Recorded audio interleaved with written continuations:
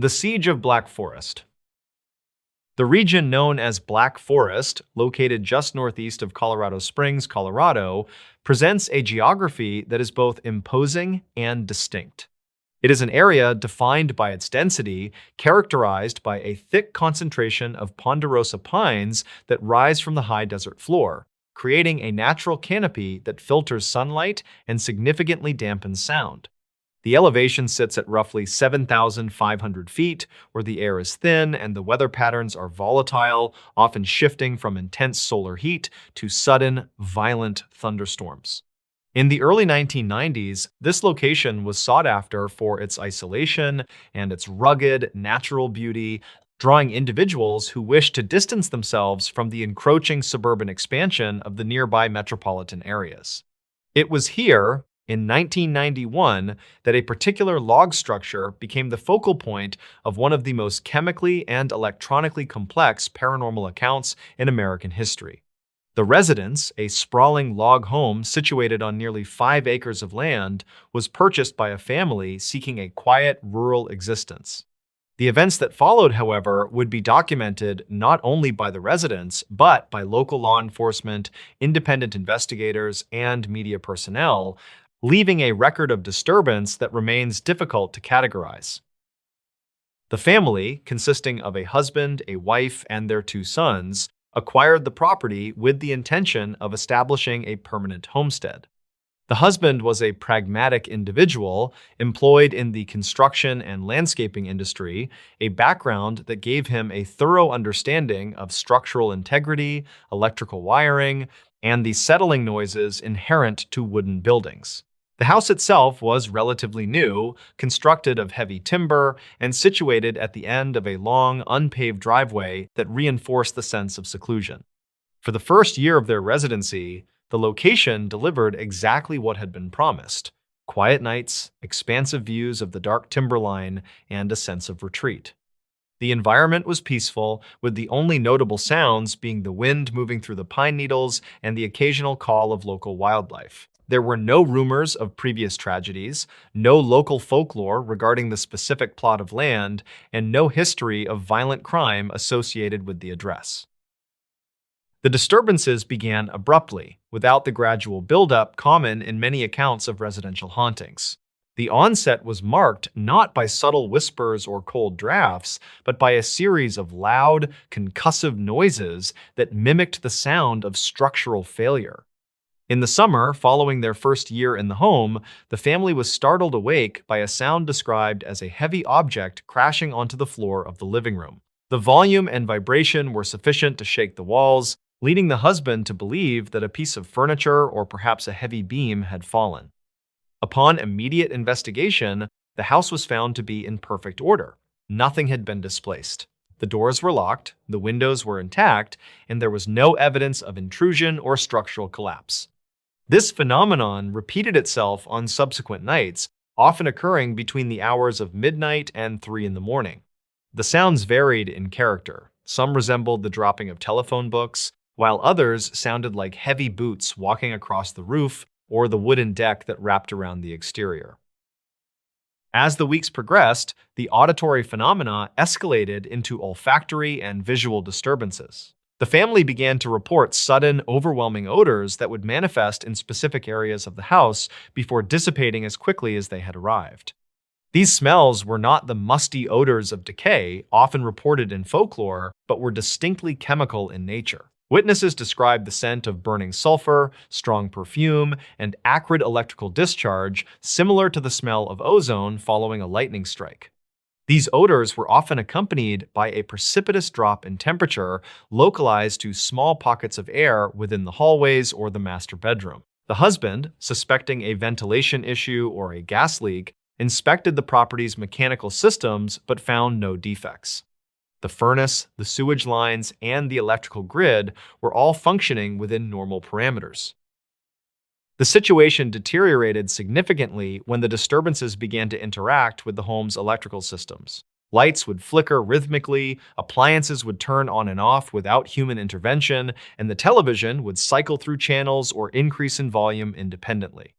Fearing that someone was tampering with the power supply or playing a malicious prank, the family installed a sophisticated security system.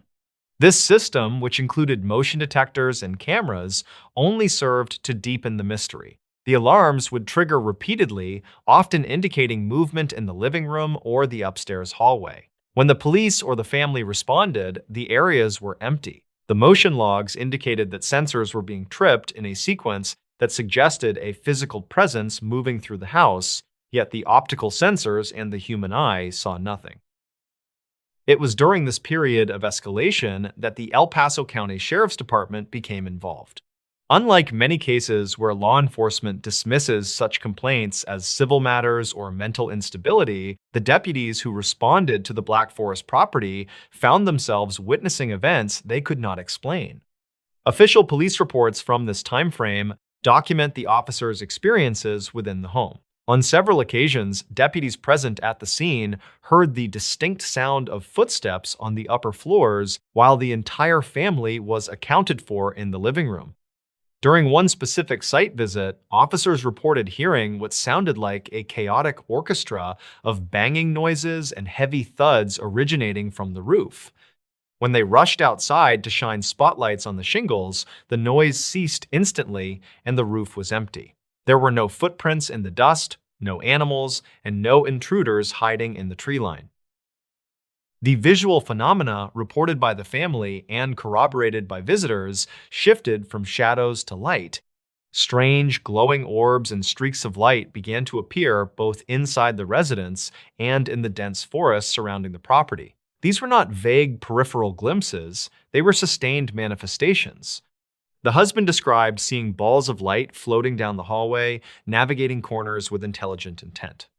Outside, in the pitch-black darkness of the forest, the family would observe beams of light that appeared to be searching the ground, similar to flashlights or laser sights, yet there was no source. These lights would sometimes hover stationary among the pines before darting away at impossible speeds.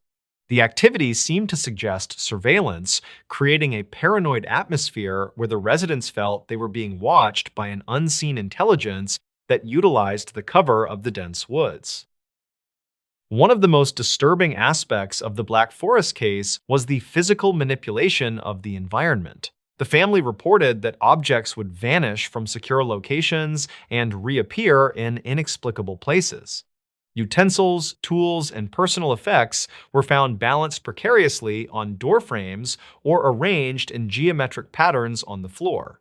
In one instance, the husband reported feeling a physical shove while standing on the stairs, a sensation of force that nearly caused him to lose his balance. The psychological toll on the family was severe. The children were terrified to sleep in their rooms, often congregating in the parents' bedroom for safety. The lack of sleep, combined with the constant state of hypervigilance, began to fray their nerves. The husband, determined to protect his property, began patrolling the grounds at night, armed and searching for a human perpetrator, but he never found one. As the activity continued, the family sought assistance from outside experts, including a local television crew and paranormal researchers. The introduction of recording equipment yielded compelling but ambiguous evidence. Photographs taken inside the house revealed unexplained anomalies, streaks of light that resembled lightning bolts, shadowy masses blocking out background details, and in some cases, faces appearing in the reflection of windows or the grain of the wood. One particular image, which became a focal point of the investigation, appeared to show a translucent, humanoid form sitting in one of the dining chairs. Audio recordings captured in the dead of night revealed sounds that resembled mechanical grinding, whispers that were too faint to decipher, and loud, rhythmic banging that had no acoustic source in the room. The high strangeness of the case peaked when the phenomena began to exhibit characteristics that blurred the line between a traditional haunting and something more technological. The family reported that on certain nights, the house felt as if it were charged with static electricity. Hair would stand on end, and touching metal surfaces would result in painful shocks. The chemical smells became more pungent, sometimes causing nausea or burning eyes.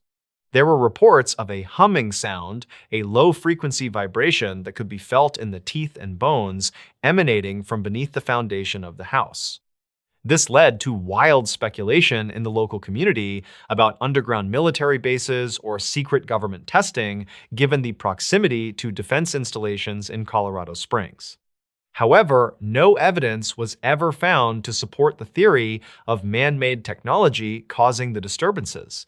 The phenomena remained localized strictly to the log home and the immediate acreage. The interactions with the entities, or whatever forces were present, seemed to become more aggressive over time. The husband recounted an incident where he was working in the garage and felt a sudden, intense heat on his back, followed by the sensation of claws raking across his skin.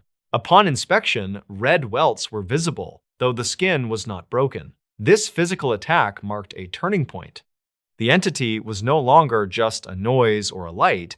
It had demonstrated the capability to inflict pain. The family's resolve to stay and fight for their dream home began to crumble. The fear was no longer about ghosts, it was a primal fear for their physical safety and sanity. The isolation of the Black Forest, once a selling point, had become a trap. The darkness of the woods felt heavy and oppressive, concealing something that refused to reveal its true nature. Investigators who spent time in the house often left with more questions than answers. Some experienced equipment malfunctions, with fresh batteries draining in minutes and cameras jamming inexplicably. Others reported the sensation of being watched, a heavy feeling of dread that would induce panic attacks in otherwise seasoned researchers. One researcher described the house as having a digestive quality, as if the structure itself was feeding on the anxiety of its occupants. The sheer volume of activity was staggering. Logs kept by the family indicated that disturbances were occurring almost nightly, ranging from the trivial, such as the sound of a closing door, to the terrifying, such as the sight of a shadow figure standing at the foot of the bed. In an effort to understand what was happening, the history of the land was scrutinized more closely. While there were no recorded massacres, the Black Forest area had a long history of indigenous presence and later intense logging and ranching. Some speculated that the land itself held a residual energy, a theory supported by the window area hypothesis, which suggests certain geographical locations act as portals for various types of unexplained phenomena. However, no specific historical trigger could be found. The house was not built on a known cemetery, nor was it the site of a known battle. The haunting appeared to be active and intelligent rather than a residual playback of past events. The intelligence displayed by the lights and the reactive nature of the sounds suggested a consciousness that was aware of the family's presence and their attempts to document it. By the mid-90s, the cumulative stress had become untenable. The financial burden of the security systems, the constant repairs, and the medical bills for stress-related conditions weighed heavily on the family. But it was the safety of the children that forced the final decision. The realization that they could not protect their sons from a force that could walk through walls and manipulate electricity was the breaking point. The family made the difficult decision to vacate the property. They sold the log home that had been their dream and moved away from the Black Forest, leaving behind the furniture and the memories of the siege they had endured. The aftermath of their departure was quiet but telling. The house was sold to new owners, and reports of activity diminished but did not vanish entirely. Subsequent occupants reported feeling uneasy in certain rooms and hearing unexplained noises, though the intensity never reached the fever pitch experienced by the previous family. The log home stands today, a private residence in the quiet woods, its history largely known only to those who delve into the archives of Colorado paranormal lore. The photographs, the police reports, and the hours of audio tape remain as a testament to the events of those years. The Black Forest haunting remains one of the most perplexing cases because of the involvement of credible third-party witnesses. The deputies from the El Paso County Sheriff's Department put their professional reputations on the line by filing official reports about unexplained noises and lights. Their testimony removes the possibility of a shared family delusion or a fabrication for attention. These were trained observers tasked with finding logical explanations for civil disturbances who were forced to admit that they were confronting something outside the bounds of normal police work. The image of a uniformed officer standing in a dark living room, listening to footsteps on a roof that he knows is empty, captures the essence of the unresolvable tension at the heart of the case. There was never a definitive conclusion reached regarding the source of the haunting. Skeptics argued that the house settling, combined with underground shifting of the earth and perhaps infrasound from wind patterns, could explain the noises and the feelings of dread. The lights were dismissed by some as reflections from distant headlights or atmospheric phenomena. However, these explanations failed to account for the interactive nature of the events, the way the noises would stop when investigated and resume when the observers retreated, or the specific intelligent movement of the lights in the woods.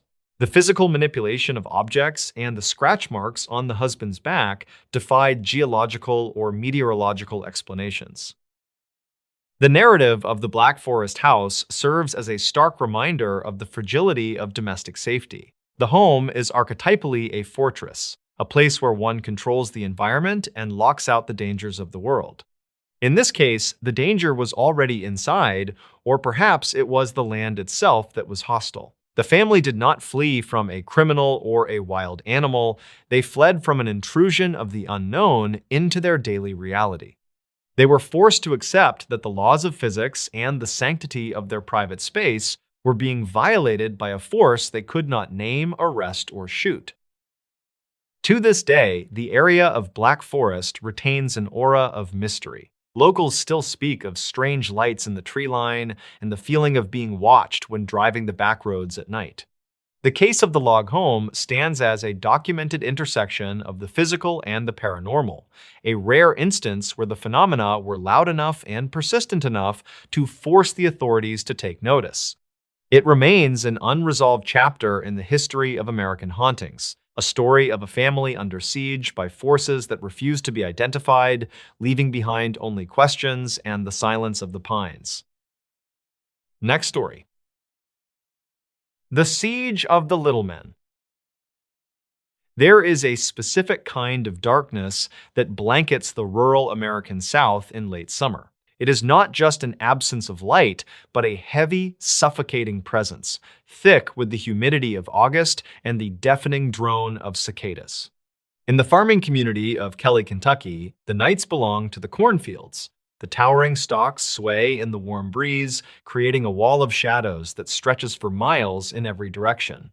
If you scream out there, the sound is swallowed by the earth. If something approaches from the depths of those fields, you will not see it until it is standing right at your door. On the evening of August 21st, 1955, 11 people were crammed inside the small, unpainted Sutton farmhouse.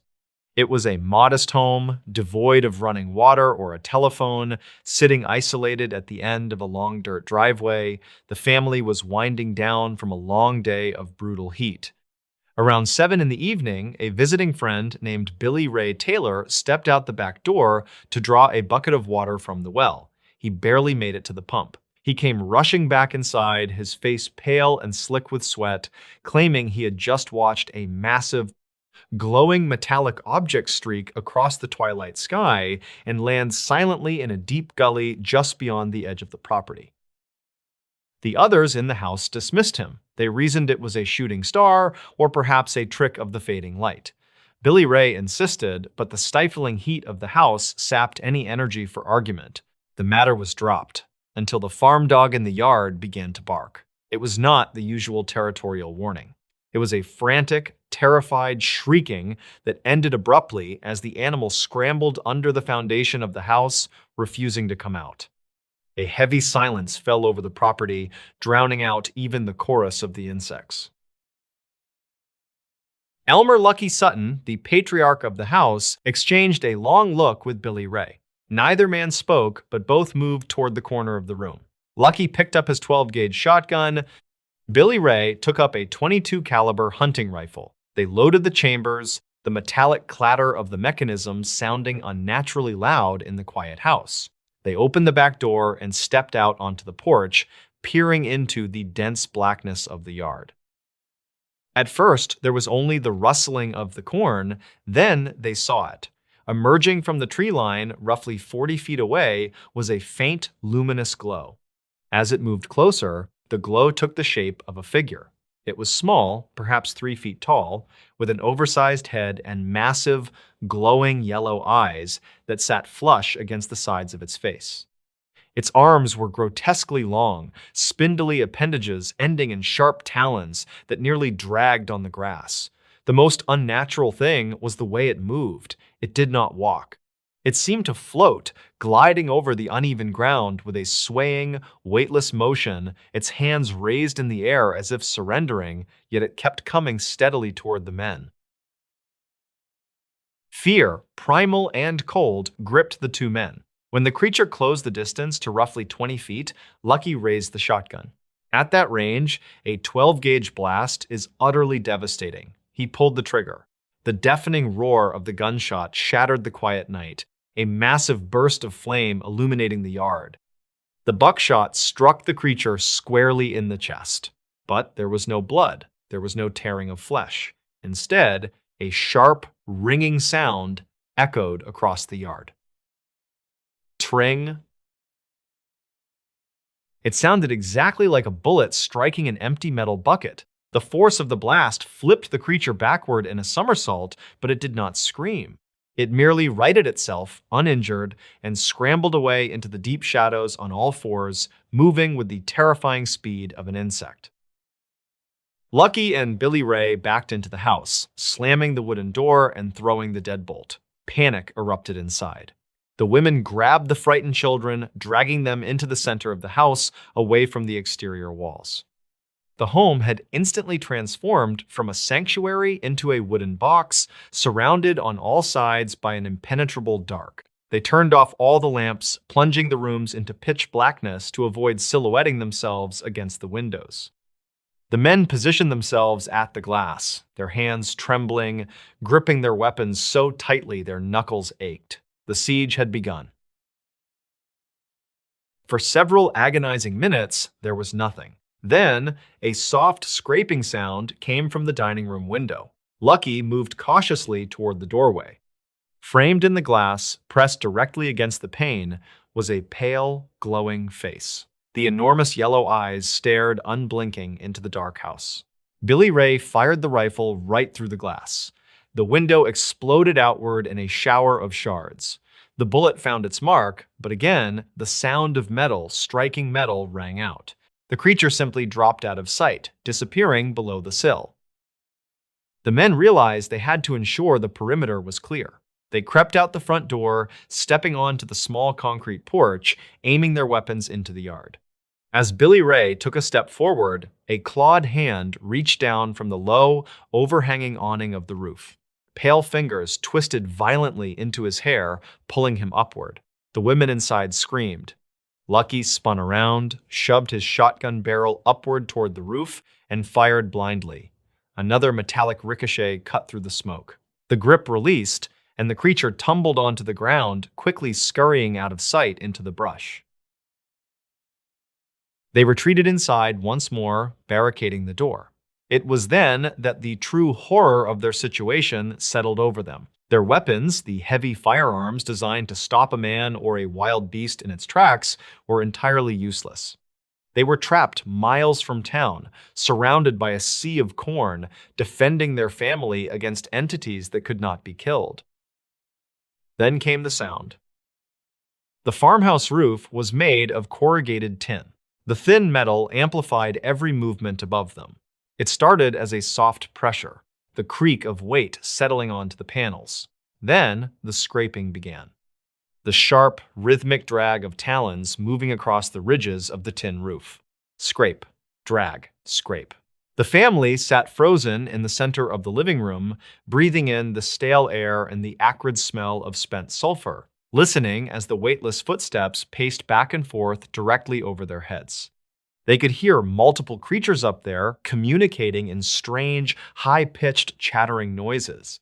Every few minutes, a glowing face would slowly rise at one of the windows, peek inside, and duck away before the men could raise their guns.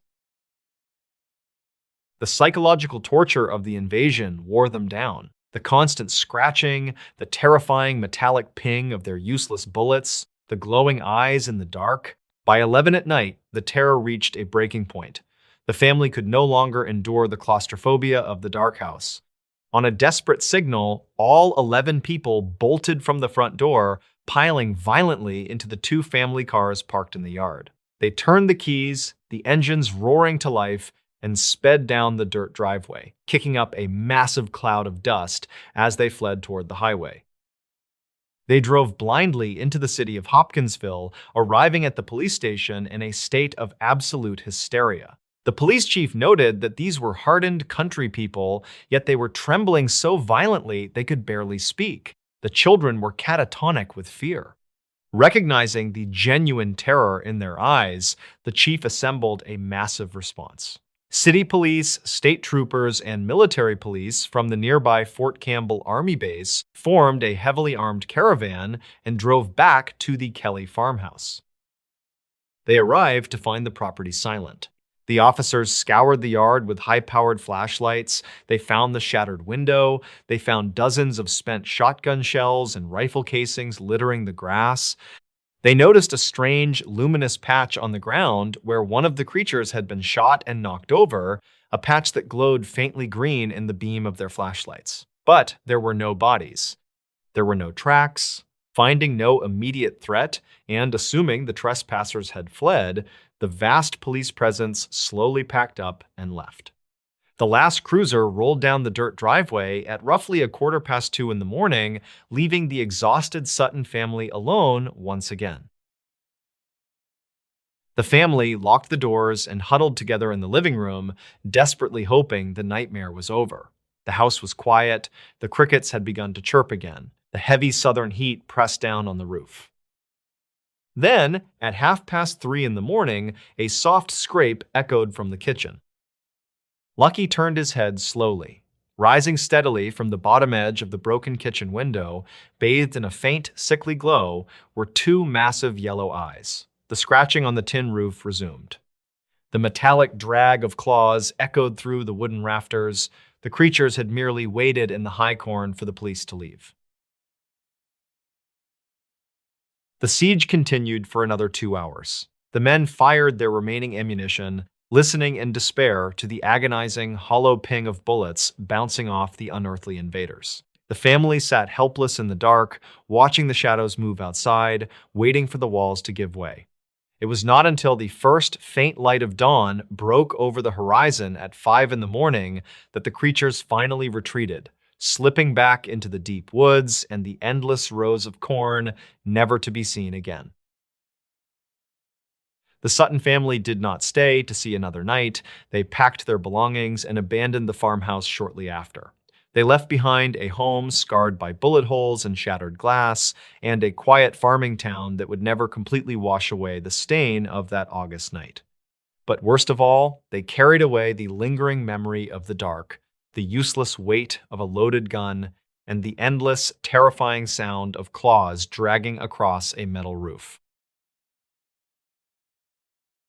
The search team heard children laughing where no children were reported missing. The first radio note came in after dusk, when a volunteer said he heard children laughing deep in timber.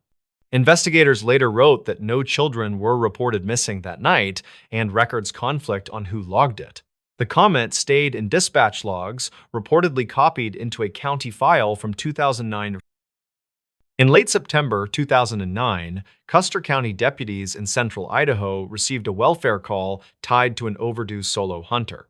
The hunter was Daniel Rourke, 34, an HVAC technician from Boise who planned a weekend hunt near Stanley. State records show his truck was found at a forest pullout outside town with fuel and gear still inside. Archived notes describe clear weather, fresh tire tracks, and no obvious sign of injury. Search operations formed by midday, with Sheriff's Office staff coordinating with Forest Service personnel and local volunteers. One team leader was Marla Jensen, 41, a paramedic from Chalice, assigned to a grid on a ridge above the Salmon River.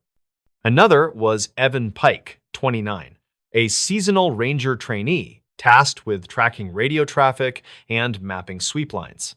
Dispatch logs show calm conditions, with wind rising after 6 p.m. and temperatures dropping quickly. Reportedly, the first sweep followed Daniel's likely route toward a saddle that hunters use to reach higher basins. County file notes list footprints that started strong, then broke across loose scree and vanished near a patch of willows. Some locals claim the ground there held water under thin grass, which could blur prints in minutes. Investigators never confirm that detail, and state records do not describe standing water at the site. A second team checked game trails nearby, finding only older boot marks mixed with elk sign. By the second evening, dispatch logs show a request for additional radios and spare batteries due to weak coverage in the basin. Marla's team worked a timbered slope where sound carried oddly, reportedly echoing from rock bands. County notes say the group paused several times to listen for calls, whistles, or knocks. At 7:20 p.m., a volunteer called in that he heard children laughing, short bursts, then silence. The report states no child search was active and no family had reported a missing juvenile in the region. In later interviews, some volunteers described the sound as distant and brief, like play on a schoolyard. Others said it resembled a radio artifact, a kind of bleed from another frequency, though that remained unproven. Investigators wrote that laughter can be misheard in wind, especially when branches rub and ravens chatter. Still, dispatch logs show the call was taken seriously, with a supervisor asking for the team's exact location. They marked the point on a topographic map, then redirected a nearby unit to check a drainage below. The redirected unit included Evan Pike, who was assigned to help with navigation and documentation. Reportedly, he noted the time, the bearing, and the terrain features in a small field notebook. Archive notes indicate he wrote that the drainage narrowed into a steep gully with deadfall and slick stones. The team searched for fresh prints, finding only scattered boot scuffs that could not be matched to Daniel's tread. State records later stated that no human voice was heard, only the reported laughter sound. Around midnight, dispatch logs show a brief mention of a second odd audio report, this time described as a single high-pitched squeal. The deputy on duty asked whether it could be a fox, and the caller said he did not know. County file from 2009 includes that exchange, reportedly photocopied from the radio room binder. Investigators never confirmed whether wildlife calls could account for the first laughter report. Some locals claimed cougars can produce sounds that resemble human cries, yet the records do not settle that question. On day 3, search managers expanded the grid and added a dog team from the region. State records indicate one dog showed interest near the initial footprint loss area, then stopped working after moving into willows. Handlers reportedly cited scent pooling and shifting wind, which made tracking unreliable. County notes also mention heavy human traffic along the search corridor, which can mask a single subject trail. The team then focused on likely injury sites, including creek crossings and cliff edges. A separate report in archived notes mentions a small campfire ring found on a bench above the river. Investigators wrote that the ring appeared older, with ash that looked damp and compacted. Some locals claimed it belonged to a fishing party from earlier in the month, though investigators never confirmed. No food wrappers were recovered, and no personal items linked to Daniel were found nearby. Dispatch logs show no request for evidence collection that afternoon, suggesting the site was treated as incidental. By day 4, the case file shows growing concern about Daniel's medical history, which was reportedly limited in the initial intake. A family contact stated he had mild asthma and he carried an inhaler, though that item was not listed among gear found in the truck. Records conflict on whether the inhaler was missing from the vehicle or simply not logged at first. The sheriff's office requested a cell phone ping, but state records note the area had poor service and limited tower reach. Investigators reported no usable location data returned from the request. The laughter report kept resurfacing in briefings, reportedly because it drew teams toward an area otherwise considered low probability. Search planners asked volunteers to avoid rumor sharing, according to archived notes from a nightly meeting. Still, some locals claimed the sound came from the old mining cut above the gully, a place with vertical walls. Others suggested it could have been children at a nearby campsite, though no campsite was documented in that drainage. Investigators never confirmed any youth group permit for that week, and state records show no missing child report in adjacent counties. On day 5, a Forest Service officer reported a faint odor near a tangle of deadfall, though it was described as intermittent. Dog teams worked the area again, with one dog alerting briefly, then losing interest. County notes describe a sudden shift in wind direction around 2 p.m., which complicated interpretation. Searchers cleared the deadfall with poles, finding animal bones and a torn piece of tarp that appeared weathered. Investigators never confirmed whether the tarp was connected to the case, and it was not listed in evidence returns. That evening, dispatch logs show a medical call for a volunteer who slipped and injured an ankle, requiring extraction by ATV. The incident reduced manpower in the gully sector, and leaders reportedly postponed a deeper push until morning. Evan Pike's notes, later summarized in the county file from 2009, mention radio chatter about the laughter again. He reportedly wrote that the timing matched a gap in traffic when one repeater was down. Investigators never confirmed a technical failure that would produce laughter like audio, and maintenance logs were not attached in the case file. On day 6, teams conducted a structured sound sweep, using whistles at fixed intervals and listening windows. Archived notes describe the valley as unusually quiet, with little bird activity during the first hour. No responsive calls were heard, and no human movement was observed in open slides. Some locals claimed that a hidden cabin existed upriver, used seasonally by workers, though investigators never confirmed. State records show no cabin permit listed in that drainage, and aerial review did not identify a roofline. With no clear trail, investigators turned to reconstructing Daniel's known habits and likely choices. Family statements said he hunted alone often, preferred ridges over creek bottoms, and avoided thick brush. His phone showed a saved map of the Stanley area, but the last confirmed use time did not match the weekend. Records conflict on whether his phone was left at home or carried, since no device was recovered. Dispatch logs show repeated requests to check trailheads for any witness who saw him after arrival. A witness did come forward, reportedly a store clerk in Stanley who remembered a man buying jerky and a lighter. The clerk could not identify him with certainty, and the receipt was not preserved in the file. Another report mentions a hiker who saw a lone male near a river bend, though the date was unclear. Investigators wrote that memory errors were common due to multiple hunting parties in the region. County notes list the witness statements, but they do not resolve whether Daniel ever reached the saddle. In October, the organized search scaled down, shifting to periodic checks and hunter awareness. State records indicate the sheriff's office kept the case open, listing it as a missing adult with unknown risk factors. The laughter report remained in the narrative summary, reportedly because it was unusual and repeated in volunteer interviews.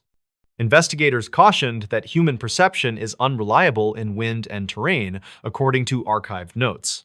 Still, the file also states that multiple listeners claimed they heard the same sound within a short window. In 2011, a new entry appears in the county file, describing a boot found during spring runoff near a logjam. The boot was not conclusively matched to Daniel's known brand, and records conflict on whether the size aligned. No DNA result is listed, and investigators wrote that the item was degraded and exposed. A second item was described as a belt fragment, though no photo inventory appears in state records. Investigators never confirmed the recovery site coordinates in public summaries, and no further remains were reported. Years later, in 2019, a records request reportedly produced a partial dispatch transcript that again highlighted the laughter call. The transcript includes the supervisor's response asking for calm and a precise bearing, then instructing a containment check. County File from 2009 in archived copies lists the same time and sector name, though spelling differs. Investigators never confirmed whether that discrepancy came from transcription or from multiple logbooks.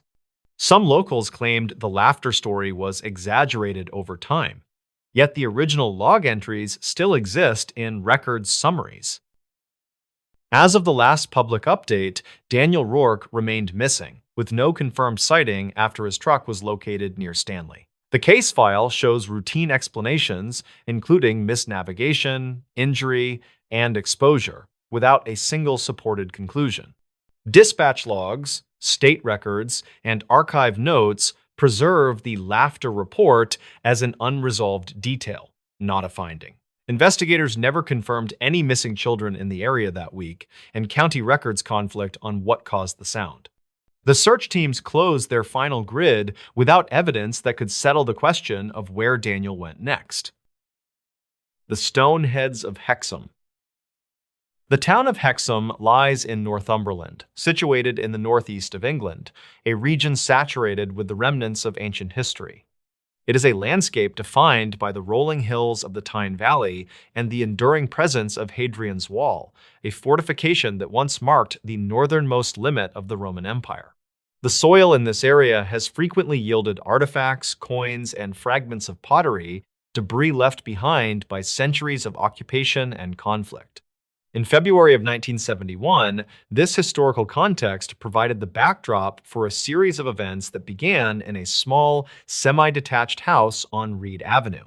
The incident originated not with a grand archaeological excavation, but with the mundane domestic task of gardening.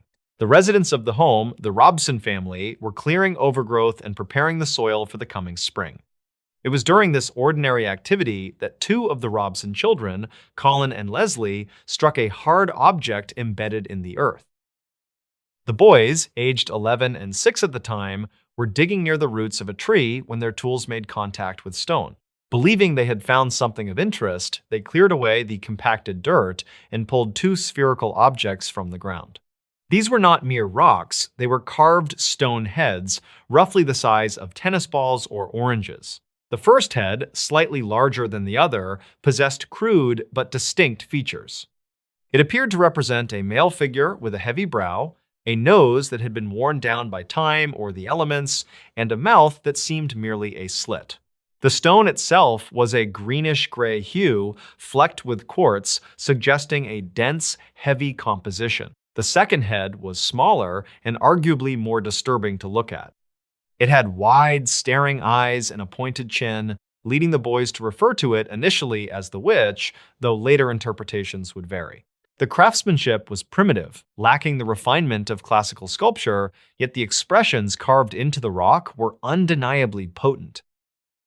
Colin and Leslie Robson brought the objects inside the house, washing off the garden soil in the kitchen sink. The family was initially intrigued by the find.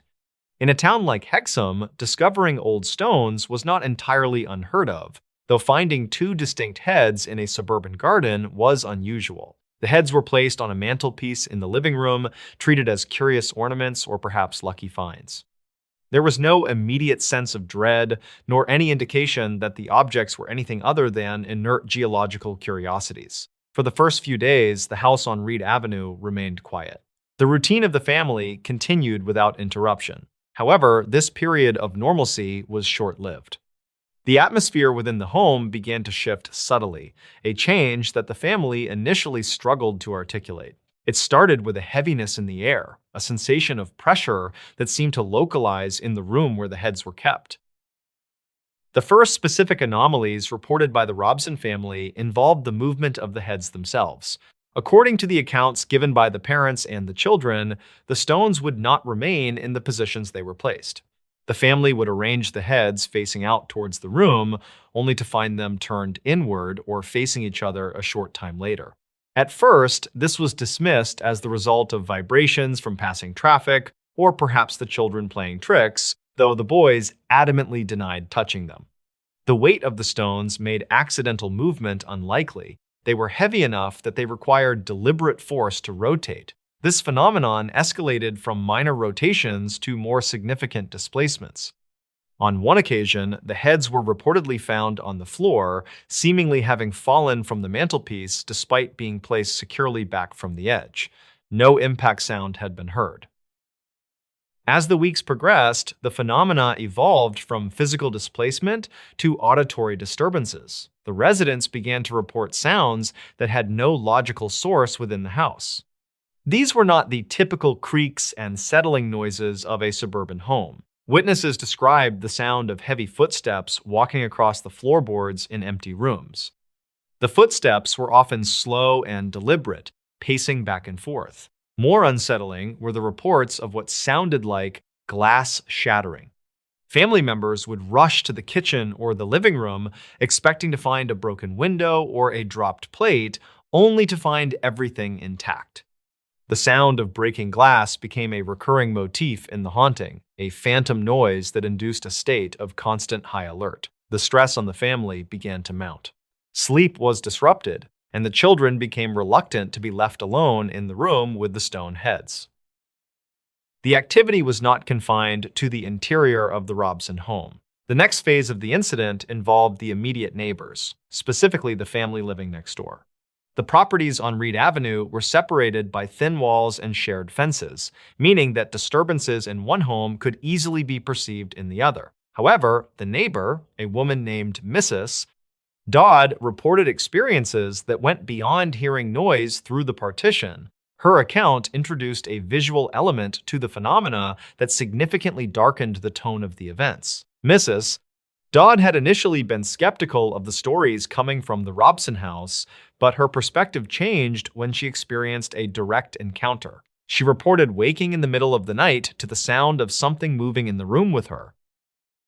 According to Mrs. Dodd's testimony, which was later recorded in local press reports, she felt a presence by her bed. When she looked, she saw a figure standing in the darkness. She described the entity as being half man and half beast, utilizing a description that closely mirrored the archetype of a werewolf or a satyr. The figure was dark, covered in what appeared to be fur or hair, and it stood on two legs. She claimed that the creature touched her leg, a sensation she described as soft and patting, before it moved away. Mrs. Dodd was terrified, screaming for her husband, but by the time the light was turned on, the figure was gone. This report of a theriomorphic figure, an entity combining human and animal characteristics, marked a turning point in the local perception of the Hexam heads. It was no longer a matter of moving stones, it was now a matter of a predatory presence. The Robson family, now deeply disturbed by the combination of poltergeist-like activity and the terrifying report from their neighbor, sought to distance themselves from the artifacts. The novelty of the discovery had entirely worn off, replaced by a genuine fear that the stones were a conduit for something malevolent. The story had begun to circulate in the local area, attracting the attention of those interested in folklore and archaeology. It was at this juncture that the heads came to the attention of Dr. Ann Ross. Dr. Ross was a highly respected academic, an archaeologist, and an expert on Celtic history and religion. She held a particular interest in the significance of the severed head in Iron Age culture, a motif that appears frequently in Celtic art and mythology. Hearing of the discovery in Hexham, she approached the family and offered to take the stones for examination. The Robsons were relieved to hand the objects over. The transfer of the heads moved the epicenter of the phenomena from the semi-detached house in Hexham to Dr. Ross's home in Southampton. Dr. Ross approached the artifacts with a scientific mindset. She was not a ghost hunter. She was a scholar looking to determine the age, origin, and cultural context of the carvings. She hypothesized that the heads were potentially Celtic in origin, dating back perhaps 2,000 years, possibly associated with a shrine or a ritual site near the Roman wall. The rough carving style and the stone composition were consistent with local workmanship of the Roman British period. She brought the heads into her study, placing them on a desk to conduct a detailed analysis of their dimensions and tool marks. Almost immediately upon the arrival of the heads in Southampton, Dr. Ross began to experience phenomena identical to, and in some cases more intense than, what the Robson family had reported. The professional detachment she maintained was tested by the environment that developed in her home. She reported a sudden and inexplicable drop in temperature in the room where the heads were kept. This was not a draft, but a localized cold spot that seemed to emanate from the artifacts themselves. The sensation was described as a damp, penetrating chill that central heating could not dispel. Along with the cold came the sensation of being watched. Dr. Ross, who was accustomed to working late hours in her study with various ancient artifacts, found herself unable to concentrate. The feeling of a presence was overwhelming, forcing her to leave the room on multiple occasions. The auditory phenomena also resumed. Dr. Ross and her family heard the sound of heavy breathing in empty corridors. Doors that had been latched were found standing open. The phantom footsteps returned, pacing the landing and the stairs. The escalation in Dr. Ross's home culminated in a visual sighting that mirrored the experience of Mrs. Dodd in Hexham. One morning, Dr. Ross was walking up the stairs of her home when she looked towards the landing. She saw a figure standing at the top of the stairs, blocking her path. In her accounts, she described the figure as having the body of a man, but the upper portion was wolf-like. It was dark, shadowy, and exuded an aura of absolute malice. The entity did not attack, but simply stood its ground, projecting a sense of territorial dominance. Dr. Ross, struck by fear, retreated down the stairs. When she returned with others, the figure had vanished. Crucially, Dr. Ross was not the only witness in the Southampton house. Her daughter, Berenice, who was unaware of the specific details of the Hexham reports, also encountered the entity. Berenice reported coming home one afternoon and seeing a large, dark creature leaping over the banister of the stairs. She described it as resembling a wolf or a large dog, but moving with unnatural agility and silence. The creature ran towards the back of the house and disappeared. This independent corroboration from her daughter, who had not been primed with the werewolf imagery by the Hexham neighbor, deeply shook Dr. Ross. It suggested that the phenomena were external and objective rather than a product of suggestion or hysteria. The consistency of the wolf-like description between the two locations, Hexham and Southampton, was difficult to dismiss. Dr. Ross felt a responsibility to understand what she was dealing with. She contacted other colleagues in the field of archaeology and the paranormal. The heads were subjected to geological analysis to confirm their source. The stone was identified as a type of sandstone consistent with the geology of the Tyne Valley, supporting the idea that they were carved locally. However, the dating of stone carvings is notoriously difficult. Unlike organic material, stone cannot be carbon dated. The age must be inferred from the style, the wear, and the context of the find. Dr. Ross remained convinced that the heads were ancient, likely from the Roman-British period, and that they perhaps functioned as apotropaic items, objects intended to ward off evil, or, conversely, objects used in cursing rituals. The Celtic cult of the head believed that the soul resided in the head, and severed heads were often venerated or used as offerings to water sources. As the reputation of the Hexham heads grew, so did the controversy surrounding them. The story attracted the attention of the media and other researchers. In the midst of the paranormal storm, a counter-narrative emerged that threatened to dismantle the ancient origin theory. A man named Desmond Craigie, who had lived in the Robsons' house on Reed Avenue previously, came forward. Craigie was a former resident of the area and worked in the cement industry. He claimed that the heads were not ancient Celtic artifacts at all. He stated that he had made the heads himself in 1956, roughly 15 years before the Robson boys found them. According to Craigie, he had created them as toys for his daughter, using a mixture of cement, sand, and water. He claimed he had lost them in the garden and forgotten about them. This revelation introduced a sharp conflict in the narrative. On one side stood Dr. Ross, a leading expert who argued that the stone composition and the style were authentically ancient. She noted that the heads contained quartz flecks and did not look like simple concrete. On the other side was Craigie, offering a mundane explanation that stripped the objects of their historical mystique. If Craigie was telling the truth, the heads were barely 2 decades old. However, this raised an even more unsettling question. If the heads were merely modern concrete dolls, why did they trigger such intense and consistent paranormal phenomena? The discrepancy between the object's alleged mundane origin and the severity of the haunting created a paradox. Skeptics used Craigie's claim to dismiss the entire affair, while proponents of the paranormal argued that the age of the object might be irrelevant to its ability to act as a focus for energy. To settle the dispute, the heads were subjected to further chemical analysis. The results were ambiguous. Some reports suggested the material was indeed an artificial composite supporting Craigie's claim.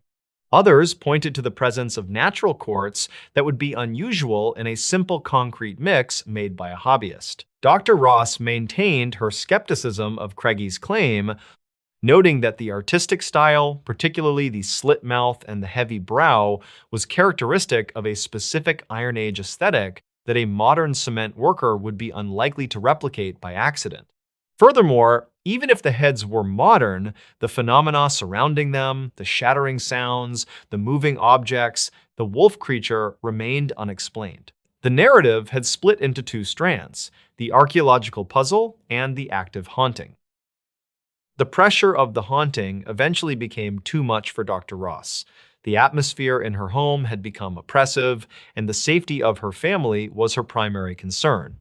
The pervasive sense of evil, the cold spots, and the visual manifestations of the wolf creature necessitated the removal of the objects. The heads were passed out of her possession. Accounts vary regarding the exact chain of custody that followed. Some reports state they were given to other researchers, others suggest they were placed in a museum storage facility. For a time, they were held by the writer and researcher Dr. Don Robbins, who also reported strange energy anomalies around the objects. In his possession, the heads continued to be associated with electrical disturbances and a general sense of unease, though perhaps less violent than the events at the Ross residence. Following their departure from the Ross household, the trail of the Hexam heads becomes murky. They did not remain in a single public display. Instead, they seemed to drift into the obscurity of private collections. There are rumors that they were buried or that they were lost during a transfer between researchers. The current whereabouts of the original stones are unknown. This disappearance has only added to the legend. Without the physical objects to examine, modern science cannot use advanced techniques to definitively prove or disprove the concrete versus stone debate. The heads exist now only in photographs and in the written testimonies of those who endured their presence. The photographs show two seemingly innocuous gray spheres, their carved faces staring blankly, revealing nothing of the chaos they allegedly unleashed. The legacy of the Hexam heads rests on the consistency of the witness accounts. In many paranormal cases, the phenomena are vague or subjective. In this instance, unrelated witnesses, a suburban family in Northumberland, a neighbor, a distinguished academic in Southampton, and her daughter all reported the same specific entity, a werewolf-like figure. This specific detail is incongruous with standard ghost stories, which usually involve human apparitions. The werewolf motif is rare and specific, that it appeared independently to the neighbor Mrs. Dodd and to Dr. Ann Ross suggests a link that cannot be easily explained by coincidence. If it was mass hysteria, the transmission vector was unusually efficient, leaping geographically and infecting a skeptical academic who had no prior knowledge of the neighbor's vision. The environment of Hexam itself returned to normal after the heads were removed. The Robson family reported no further disturbances once the stones were gone. The house on Reed Avenue settled back into the quiet rhythm of suburban life. The garden where the boys had dug remained just a garden. Whatever energy or entity had been attached to the stones apparently traveled with them, leaving the location of the discovery clean. This supports the theory of an attachment haunting, where the phenomenon is anchored to an object rather than a place. The soil of Hexam, however, remains rich with history. The Roman wall still stands, and the potential for other artifacts to be unearthed remains. The incident serves as a cautionary tale within the community about the consequences of disturbing what lies beneath the earth. Retrospective analysis of the case often focuses on the Craigie candidate theory that the heads were modern fakes. If one accepts this, the story becomes a fascinating study in psychometry or the stone tape theory applied to modern objects. Can a modern object accumulate negative energy? Or was the entity entirely separate from the heads, merely using their discovery as a trigger to manifest? Some researchers have suggested that the land itself was cursed, and the heads were merely keys that unlocked a pre-existing dormant energy. The werewolf figure draws parallels to ancient guardian spirits or local folklore regarding the wolver or similar beasts in British mythology, hinting that the entity might have been much older than the stones themselves, regardless of whether the stones were Roman or made in 1956.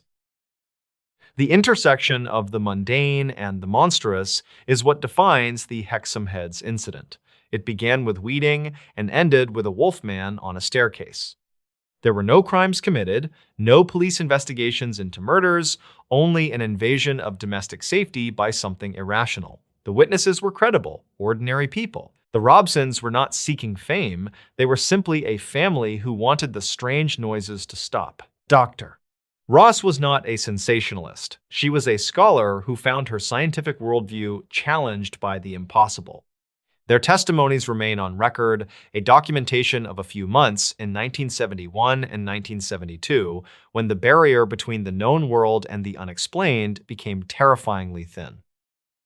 Even today, in the study of paranormal history, the Hexam Heads occupy a unique niche. They are physical evidence that vanished, a verified discovery that led to unverifiable horrors.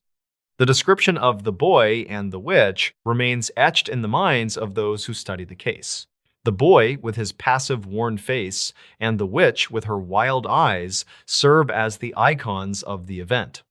Whether they were ancient idols demanding reverence or cursed toys created by a cement worker, the effect they had on the lives of those who held them was undeniable. The fear was real. The footsteps were audible. The figure on the stairs was visible. And then, silence. The narrative of the Hexam Heads concludes not with a definitive answer, but with an open-ended silence. The objects are gone, the witnesses have aged or passed away. The houses in Hexham and Southampton stand as they always have, but the records remain preserved in the archives of the paranormal, detailing a sequence of events that defies easy categorization. It is a story of how the past, or perhaps something mimicking the past, can violently intrude upon the present. It stands as a reminder that some things found in the earth are perhaps best left buried, and that the line between a curiosity and a curse is often only visible once it has been crossed. The Ranger Who Broke Protocol. In late autumn, a routine welfare check near Flagstaff turned into an internal investigation that never fully resolved. Dispatch logs show a ranger left her assigned zone, reportedly without clearance, and returned alone. What happened during those missing hours is still disputed because state records and witness accounts conflict. Leah Morris was 34, a federal land management ranger assigned to the Coconino area for the season. Her job that week focused on late-season closures, trailhead contacts, and documenting illegal campfire activity. County file from 2009 shows she had prior commendations for medical assists and no formal discipline. Archived notes describe her as methodical, rarely improvising, and careful with radio procedure. On the morning in question, dispatch logs place her unit on the south side of the Kaibab National Forest boundary. She checked in at 7:18, confirming a planned loop through a drainage used by dispersed campers. Reportedly, her supervisor had flagged that drainage due to fresh tire tracks and a recent missing person bulletin. Records conflict on whether she was ordered to stay on main roads or simply advised to avoid solo foot pursuits. Evan Price was 29, a geology graduate student from Tempe, visiting the region to photograph exposed basalt flows. He told a friend he planned a short hike and would be back in town before dark. State records show his phone last pinged near a forest access road outside Williams shortly after 9:40. Investigators never confirmed whether that ping reflected his actual position because coverage maps were incomplete in 2019. Leah's first unusual transmission came at 10:12, according to dispatch logs later obtained through a records request. She asked for a plate check on a dusty pickup seen near a closed spur, then went quiet. The dispatcher noted a faint reply that sounded clipped, reportedly followed by a longer pause. Some locals claimed the radio traffic carried stress, but archived notes say the audio quality was poor. At 10:41, a second call came in from Leah, stating she was off route and needed a status update. She did not give coordinates, which violated standard protocol for off-road movement in that district. Dispatch logs show the operator requested her location twice and received only a brief acknowledgement. County file from 2009 later referenced similar communication gaps in unrelated incidents, usually caused by terrain shadow. By 11:05, the plate check returned with no wants, and the registered owner lived in the wider Flagstaff region. Leah did not respond to the update, and her unit's automatic location beacon stopped transmitting. Investigators never confirmed whether the beacon failed mechanically or whether power was intentionally cut. State records list the device as intermittent in later testing, yet maintenance logs from that month appear incomplete. Around noon, a hiker reported seeing a marked vehicle parked at an angle near a wash, several miles from any signed trail. The hiker described a woman in uniform standing beside the driver door, scanning the tree line in silence. Reportedly, the hiker felt uneasy and left quickly, then called the ranger station from town later. Investigators never confirmed the sighting timeline because the caller could not recall the exact time with confidence. At 12:26, Leah checked in again, stating she had contacted a subject and would be returning to pavement. She did not request backup and did not mention Evan Price by name, which later drew attention. Dispatch logs show the dispatcher asked if she needed assistance, and Leah replied, "Negative," and ended the call. Records conflict on whether a supervisor was monitoring that channel live or learned about it later from archived recordings. Leah's unit reappeared on the station yard camera at 14:03, according to a timestamp verified in state records. She parked, walked inside, and spoke with the supervisor for 8 minutes, reportedly with the office door closed. Archived notes written that evening state she appeared dusty, with minor scratches on her forearms. Investigators never confirmed whether those marks came from brush or from physical contact, because no medical report was filed. The next day, Evan Price was reported missing by his family after he failed to return calls. A friend provided his itinerary, and the last known area overlapped Leah's patrol loop.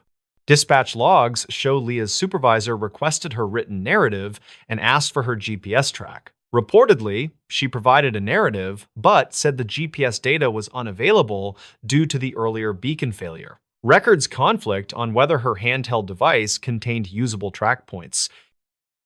Search teams began in the Williams region, using a grid based on vehicle access points and likely hiking routes. County file from 2009 describes how that forest type produces misleading sign because wind scrubs footprints quickly. Some locals claimed they saw a man matching Evans' description at a gas station, yet investigators never confirmed the sighting. State records show no video was retained from that location because the system overwrote data after 7 days. On day 3, a volunteer located a backpack near a shallow ravine, reportedly tucked under juniper branches. The backpack contained a water bottle, a map, and a small camera case, but no camera. Dispatch logs show Leah was assigned to photograph the scene, then escort evidence to the county office in Flagstaff. Archive notes state she objected to handling evidence alone, yet she still completed the transport. Records conflict on whether another ranger accompanied her for part of the drive. When investigators reviewed Leah's earlier radio traffic, they flagged the missing coordinates as a policy violation. Leah reportedly said she feared radio interception by illegal campers who sometimes monitored common frequencies. Some locals claimed such monitoring was common, but investigators never confirmed it with equipment seizures. State records note that the district had discussed encrypted radios, yet budget requests were delayed. County file from 2009 shows similar concerns during a prior poaching investigation.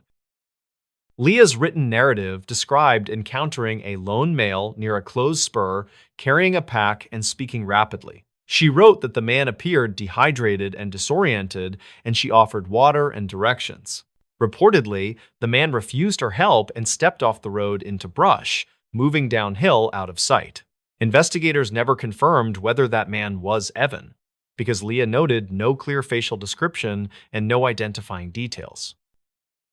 A separate witness, a part-time woodcutter from the Flagstaff region, told deputies he heard shouting near that drainage around midday. He described two voices, one female and firm, one male and strained, then silence. Dispatch logs show his statement was recorded on day 6 after he saw social posts about the search. Records conflict on whether his work schedule placed him near the location because he could not produce receipts or time-stamped photos. Leah's supervisor filed an internal memo noting protocol deviation and unusual communications, according to archive notes later summarized. The memo recommended retraining rather than discipline pending the missing person outcome. State records show Leah was temporarily moved to desk duty during the active search phase. Some locals claimed she was suspended, but investigators never confirmed that claim in any official document. County file from 2009 contains similar language in other cases where rumors outpaced administrative reality. Searchers later found a single hiking shoe near a dry creek bed matching Evan's size and brand. The shoe showed scuffing consistent with rock contact, but no visible blood. Dispatch logs indicate Leah was not present at that find because she was assigned to station support. Investigators never confirmed whether the creek bed aligned with Leah's off-route travel because her track data remained disputed. Records conflict on whether a canine team alerted along that corridor. 2 weeks later, a county investigator requested Leah's phone records through formal channels. State records indicate limited data because coverage was sparse and the device was set to conserve power. Reportedly, her phone showed a brief outgoing call at 11:17, lasting 14 seconds, to a number not linked to dispatch. Leah said she called a coworker for advice, but the coworker told investigators he did not answer. Archive notes list the call as unexplained without further conclusion. An internal review panel interviewed Leah with a union representative present, according to state records. The panel asked why she did not request backup when she believed a subject might be linked to a missing person bulletin. Leah reportedly said the subject did not match the bulletin description and the situation felt non-criminal. Records conflict on whether the bulletin description was updated that morning because dispatch logs show a partial readout and then a channel change.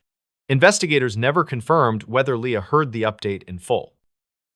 During the same review, Leah was asked about the missing GPS data and the halted beacon signal. A technician later documented that the unit's antenna connector was loose, though it functioned during bench testing.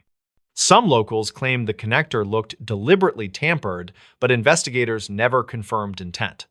County file from 2009 warns against assuming sabotage when equipment failures are common in rough terrain. State records show the unit was replaced and the original was stored as administrative evidence. It's one to be and boy and decry. Evan's family pushed for expanded searches beyond the initial perimeter, citing his fitness and experience. Search leadership cited resource constraints and weather shifts, according to dispatch logs and meeting minutes.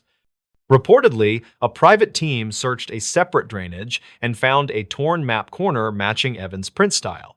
Investigators never confirmed that match conclusively because the paper lacked distinctive markings. Records conflict on whether the map corner was documented with proper chain of custody. Months later, a brief entry in archive notes mentions archive notes reviewed by state auditors, with no detail about findings. Leah transferred out of the district in early spring, according to state records, and her personnel file shows no formal misconduct ruling. Some locals claimed she signed a non-disclosure agreement, yet investigators never confirmed any such document. Dispatch logs from that week remain partially redacted, citing privacy and ongoing inquiry.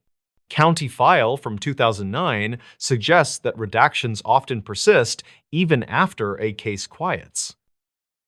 In 2021, a hiker reportedly found a weathered camera strap near a rocky outcrop west of Williams. The item was collected, but state records list the lab result as no usable prints. Investigators never confirmed it belonged to Evan because no serial number was present. Records conflict on whether the strap was found within the original search grid or outside the documented perimeter. Dispatch logs show the report was filed by a third party and the exact coordinates were written by hand. The case file remains open in county records with periodic reviews and no confirmed recovery. Leah's protocol breach is still cited in training notes as a cautionary example, reportedly without naming her. Investigators never confirmed whether her off-route contact involved Evan or another person never identified. Some locals claimed there was a hidden suspect, but state records show no charges and no named person of interest. The only consistent fact across dispatch logs, archived notes, and state records is the gap and the quiet return to routine. The haunting of the Essex Marshes. The landscape of the Essex Marshes in the United Kingdom is defined by its flatness, a sprawling expanse of wetlands, tidal creeks, and saltings that stretch toward the gray horizon of the North Sea. It is a geography that seems to exist on the periphery of the modern world, a place where the distinction between land and water is frequently blurred by fog and rising tides. In the mid-20th century, nestled within this desolate and atmospherically oppressive environment, stood the parish of Langenhoe. The area was sparsely populated, dominated by the brooding silence of the marshes and the occasional cry of seabirds. At the center of this isolation sat the Church of St. Andrew and its accompanying rectory. While the buildings themselves were physically unremarkable examples of English ecclesiastical architecture, the events that transpired within their walls between the late 1930s and the early 1950s constitute one of the most rigorously documented, yet understated, episodes of prolonged paranormal activity in British history. The case is notable not for sensationalism or cinematic violence, but for the credibility of its primary witness and the persistent, almost melancholy nature of the phenomena reported. The primary figure in this account is the Reverend Ernest Merriweather. He was a man of the cloth, educated, rational, and, by all accounts, a pragmatic individual who did not seek out the spotlight or possess a predisposition toward the supernatural. When he assumed his duties at Langenhoe in 1937, he was stepping into a role that required a high degree of fortitude, not due to spiritual warfare, but due to the sheer loneliness of the location. The rectory was a large, drafty Victorian building, ill-suited for a single inhabitant, yet it was here that Merriweather would spend over a decade cataloging events that defied logical explanation. The history of the site predated Merriweather by centuries, with local folklore vaguely referencing previous disturbances, but it was Merriweather who applied a methodical approach to observing the environment. His journals and subsequent reports to researchers provide a chronological map of an escalating haunting that seemed inextricably tied to the land itself. The initial manifestations were subtle, easily dismissed as the natural settling of an old house exposed to the harsh coastal elements. In the autumn of 1937, shortly after his arrival, Merriweather began to notice anomalies in the auditory landscape of the rectory. The house, like many of its era, was prone to creaks and groans, yet the sounds Merriweather recorded were distinct from the rhythmic expansion and contraction of timber. He described hearing footsteps traversing the upper corridors when he knew himself to be the sole occupant of the building.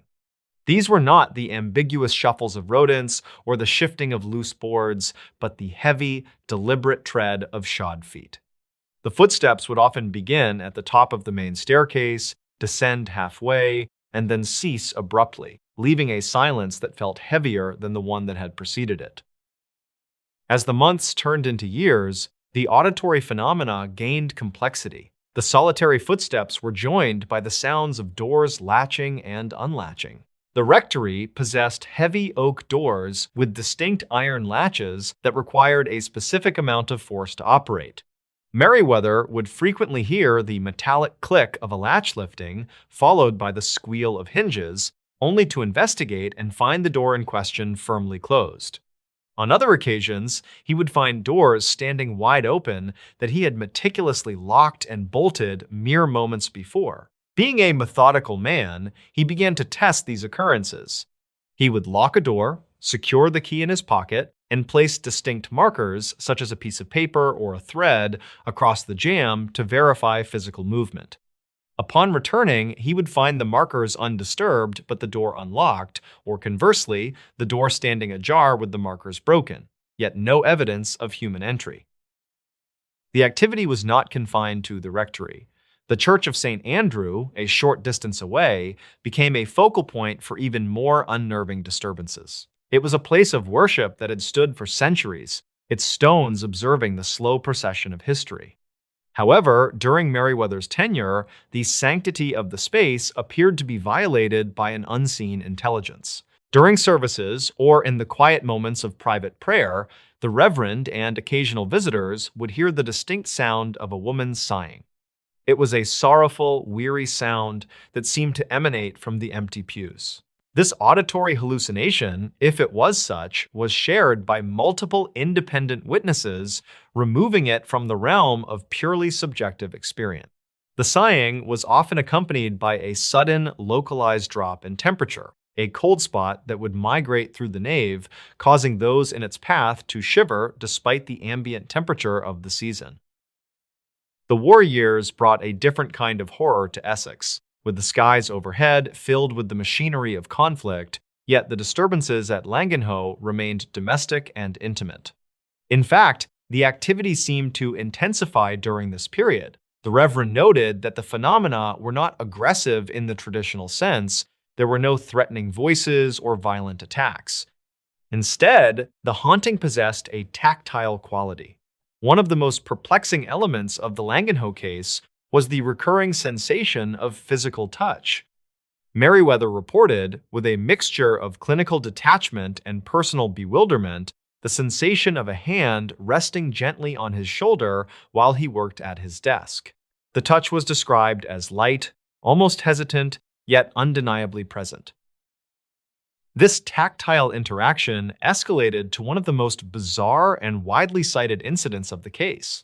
In the late 1940s, while ascending the staircase to his sleeping quarters, Meriwether experienced what he could only describe as an embrace. He reported feeling invisible arms wrap around him, not with the intent to restrain or harm, but with a demeanor that suggested comfort or perhaps desperation.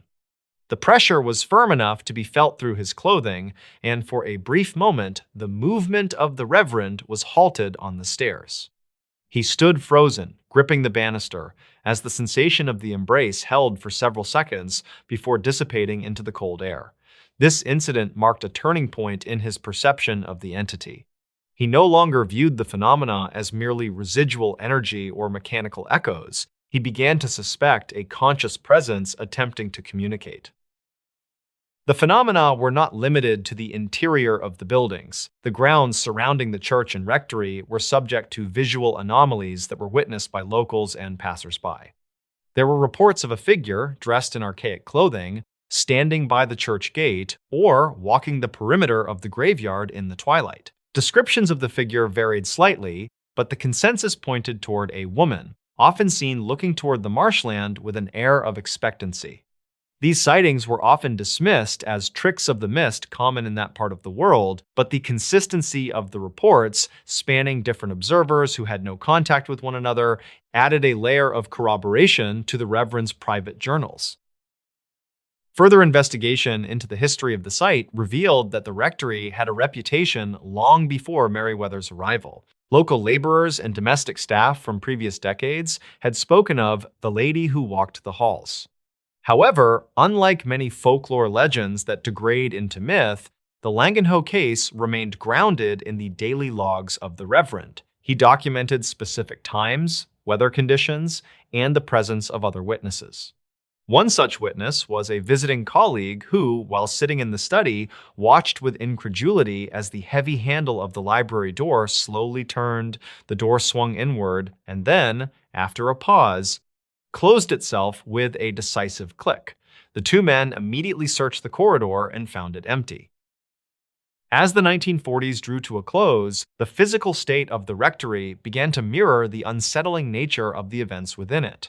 The building was suffering from structural issues, exacerbated by the damp soil of the marshes and the lack of funds for extensive repairs. It was during this period of decay that the poltergeist-like activity became more pronounced. Objects were no longer just touched, they were moved.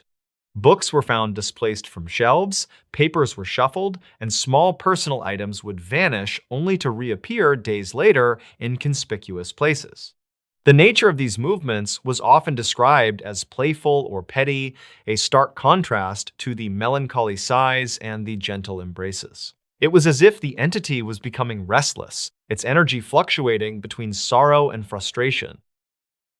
The musical phenomena also began to manifest during this later period. Merriweather and visiting researchers, for by now the case had attracted the attention of psychic investigators, recorded hearing the faint, distinct sound of chanting or singing. The music was described as Gregorian in nature, male voices raised in unison, drifting from the empty chancel of the church. The sound was never loud enough to be deciphered clearly, but it possessed a reverberation that suggested it was coming from a great distance or perhaps a different time. Attempts to record these sounds were largely unsuccessful, limited by the technology of the era, but the testimony of multiple credible listeners remains a matter of record. One particular evening in 1948 stands out in the chronology of the haunting. Merriweather had retired to his bedroom, securing the house as was his custom. Deeply asleep, he was roused by a tremendous crash from the floor below. The sound was akin to a heavy piece of furniture being overturned. Fearing an intruder, he seized a lamp and descended the stairs. The house was silent. He checked every room on the ground floor. The heavy oak furniture in the dining room was undisturbed, the study was in perfect order, the kitchen was empty, there was no sign of entry, no broken glass, and no displaced objects. Yet, as he stood in the hallway, the sound of the crash repeated itself, this time seemingly emanating from the room he had just left. He returned to the dining room to find it exactly as it had been. The auditory illusion was complete, a sonic reenactment of violence that had no physical correlate in the present moment. The toll of living in such an environment began to weigh on the Reverend. While he remained outwardly composed, his private writings reflect a growing sense of exhaustion. It was not fear, precisely, that wore him down, but the constant vigilance required to coexist with the unexplained. The atmosphere of the house was frequently described as thick or watching. Researchers who visited the site corroborated this feeling of oppression. One investigator noted that the air in the rectory felt electrically charged, causing headaches and a sense of unease that vanished the moment one stepped outside the property boundaries. The most aggressive phase of the haunting occurred shortly before the rectory was finally abandoned. This period involved what is commonly referred to in parapsychology as stone throwing. Small pebbles and pieces of masonry would reportedly fall from the ceiling or be flung across the room by invisible hands. This phenomenon was witnessed in broad daylight. On one occasion, while Merriweather was conversing with a parishioner in the garden, a stone of considerable size landed between them, having apparently fallen from a clear sky. There were no trees or structures directly above them from which the stone could have been dropped. This moved the phenomena from the interior to the exterior, suggesting that the attachment was to the land rather than the specific structure of the house. The skeptical explanations for the Langenhoe events were numerous, but often failed to address the totality of the evidence. Marsh gas and shifting foundations were cited to explain the noises and the doors opening. Infrasound caused by wind blowing across the flat landscape was suggested as a cause for the feelings of dread and the auditory hallucinations. However, these environmental theories could not account for the intelligent nature of the interactions, the specific timing of the footsteps, the manipulation of locked doors, the sensation of the embrace, and the targeted movement of objects. The sheer duration of the haunting, spanning over a decade of continuous observation by a single, credible witness, argued against temporary environmental anomalies or momentary psychological lapses. By the early 1950s, the condition of the church and rectory had deteriorated to the point where they were no longer sustainable. The structural integrity of the church was compromised, and the rectory was deemed unfit for habitation.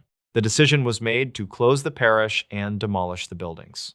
This decision seemed to trigger a final flurry of activity. In the weeks leading up to his departure, Merriweather reported that the house felt more active than ever.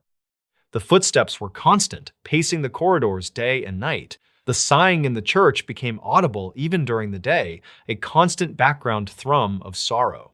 It was as if the entity, or entities, were aware of the impending end. When Merriweather finally vacated the property, he did so with a sense of solemnity. He had not exorcised the ghosts, nor had he solved the mystery of their existence. He had simply borne witness to them. He left behind a volume of correspondence and diary entries that detailed a coexistence with the impossible. The demolition of the rectory and the subsequent dismantling of the church did not immediately silence the stories. Locals continued to report strange feelings and sightings in the area where the buildings had stood. The marshes, it seemed, held on to the memory of the site even after the stones were removed. The location today bears little resemblance to the place Merriweather knew. The church is gone, demolished in the 1960s after years of disuse, and the rectory is no more. The land has been reclaimed by nature and agriculture. However, the legacy of the Langenhoe haunting persists in the archives of psychical research. It stands as a testament to a specific type of haunting, one that is not defined by demons or malice, but by a profound sense of sadness and repetition. It was a haunting of solitude, where the isolation of the landscape mirrored the isolation of the entity trapped within it. The accounts of the hug remain the most poignant aspect of the case. In the annals of paranormal research, physical contact is usually described as cold, violent, or invasive. The description of a comforting embrace challenges the standard narrative of the ghost story. It suggests a complexity of emotion and intent that is rarely considered. Was the entity reaching out for help? Was it a residual memory of a greeting or a farewell from a century past, replaying itself on the unsuspecting frame of the Reverend? Or was it a manifestation of the Reverend's own subconscious need for connection in a desolate landscape? These questions remain unanswered, suspended in the silence of the past. One detail that is often overlooked in summaries of the case is the scent. Throughout his tenure, Merriweather and other visitors frequently reported the overwhelming smell of violets appearing suddenly in the dead of winter. The scent was fresh, potent, and localized, often accompanying the auditory phenomena. In a house filled with the smells of damp wood, coal smoke, and musty books, the floral aroma was jarringly out of place. It served as an olfactory marker, a signal that the environment had shifted from the mundane to the paranormal. The scent would linger for minutes and then vanish as abruptly as it had arrived, leaving no source behind. The final days of the church were marked by a visible darkness. Even during the day, the interior of the church was reported to be unnaturally dim, as if the light was being absorbed by the stones rather than reflected. Photographers who attempted to capture images of the interior often found their film underexposed or clouded despite using appropriate settings. This draining effect extended to batteries and electrical equipment, a phenomenon that would become a staple of paranormal lore in later decades, but was noted with curiosity by the investigators of the 1950s. The energy of the place seemed to be collapsing inward. The Langenhoe case is ultimately a narrative about the intersection of place and perception. It demonstrates how a specific location, the lonely, windswept marshes of Essex, can act as a container for events that defy the rigid laws of materialism. Reverend Merriweather did not seek fame or profit from his experiences. He did not write a sensationalist bestseller. He recorded his observations with the dry precision of a parish clerk, noting the weather, the time, and the event. This bureaucratic approach to the supernatural gives the case its enduring weight. It strips away the Gothic romance and leaves behind the stark, uncomfortable reality of the unexplained. Today, if one stands on the ground where St. Andrew's Church once stood, the wind still sweeps across the flatlands with the same relentless force. The physical structures are gone, erased by the wrecking ball and the plow. Yet, for those who know the history, the silence of the marshes is not empty. It is filled with the echo of footsteps on a staircase that no longer exists, the scent of violets in the salt air, and the memory of a heavy oak door swinging open to reveal nothing but the night. The haunting of Langenhoe was not just about a building. It was about the persistence of the past, refusing to fade away, pressing against the present with the weight of a heavy, invisible hand. The campsite was warm, the fire was fresh, but everyone was gone. In late September of 2019, a deputy found a tidy campsite near Government Camp, Oregon, with no people in sight. The fire ring still held orange coals, and steam rose from a pot as if someone had just stepped away. A county file later noted no footprints leading out, though investigators never confirmed that claim from the first report. Dispatch logs show the call came from a hiker who said the place felt active, yet strangely silent. State records list it as an open missing persons inquiry with conflicting notes about how many vehicles were present. The campers were 3 adults from the Portland metro area, according to archived notes kept by Clackamas County in 2019. Daniel Klein was 34 and worked as an HVAC technician, and he planned a weekend trout trip. Marisol Vega was 31 and managed a dental office, and she reportedly wanted photos of early fall colors. Tyler Brooks was 28, a warehouse supervisor, and friends said he tagged along for the hike to Trillium Lake. Records conflict on whether they arrived Friday afternoon or after dark because the first timeline came from a single witness. A ranger's incident sheet lists their destination as the Mount Hood corridor without any address or reserved site. Investigators started with routine facts that usually anchor cases, like receipts, phone pings, and campground permits. Reportedly, none of the 3 paid for a developed campground, which pushed the search toward dispersed sites off Forest Road spurs. A store clerk in Sandy told deputies they bought ice and hot dogs, but the timestamp later appeared smudged. State records show Daniel's truck passed a toll-free bridge camera at about 6:40 p.m., though the image was grainy. Some locals claimed they heard late-night music near a gravel turnout, yet investigators never confirmed the location. The first clear datum was the fire itself, because responding staff documented heat and smoke within minutes. The campsite sat in mixed fir and hemlock within the broader Clackamas River drainage, where radio coverage can drop suddenly. A canvas tent was zipped closed, and 3 sleeping bags were laid out, as if bedtime had been planned. 2 camp chairs faced the fire ring, and a third sat slightly back, angled toward the tree line. A cooler held sealed drinks, and a cast iron pan was cooling beside a cutting board with onions sliced. County notes describe a headlamp hanging from a branch, still switched on, though later photos do not show it. Investigators wrote that the scene suggested an interruption, but they avoided conclusions in the official narrative. A deputy photographed tire marks that appeared fresh, and he measured them as light truck tread.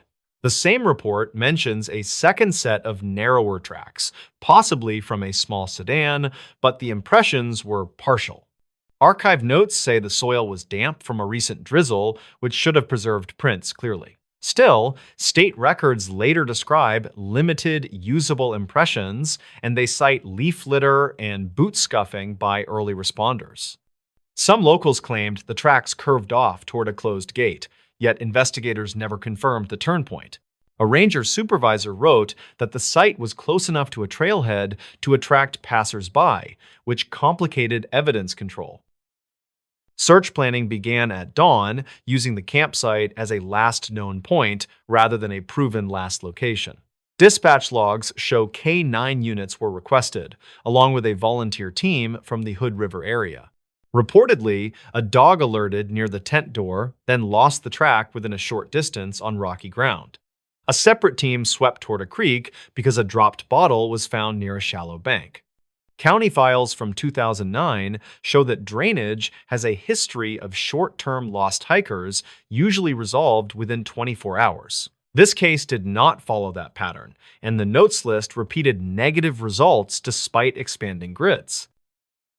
Cell data became the next tool, but the results were messy and were summarized differently across agencies. State records show Marisol's phone last connected to a tower near Gresham earlier that evening before it stopped updating.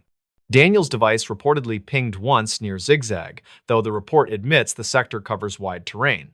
Tyler's phone produced no usable location, and investigators noted his battery could have been depleted. Archive notes mention a brief outgoing call to a voicemail system, yet the number was partially redacted in public copies. Some locals claimed the phones were turned off together, but investigators never confirmed coordination. The practical outcome was uncertainty, because the digital trail did not pin them to a single ridge or road. Family interviews supplied motivations, but they also introduced contradictions that appear in the case file. Daniel's sister said he was experienced outdoors, while a coworker stated he often relied on others for navigation. Marisol's roommate said she hated cold nights, yet her gear bag included thick socks and a down jacket. Tyler's brother reported Tyler recently watched survival videos, but he also said Tyler did not own hiking boots. Investigators noted these details without judging them because familiarity can be overstated after a disappearance. Dispatch logs show relatives arrived at the command post by mid-morning and they pressed for immediate answers. The file reflects tension between urgency and evidence preservation, which is common in early stages.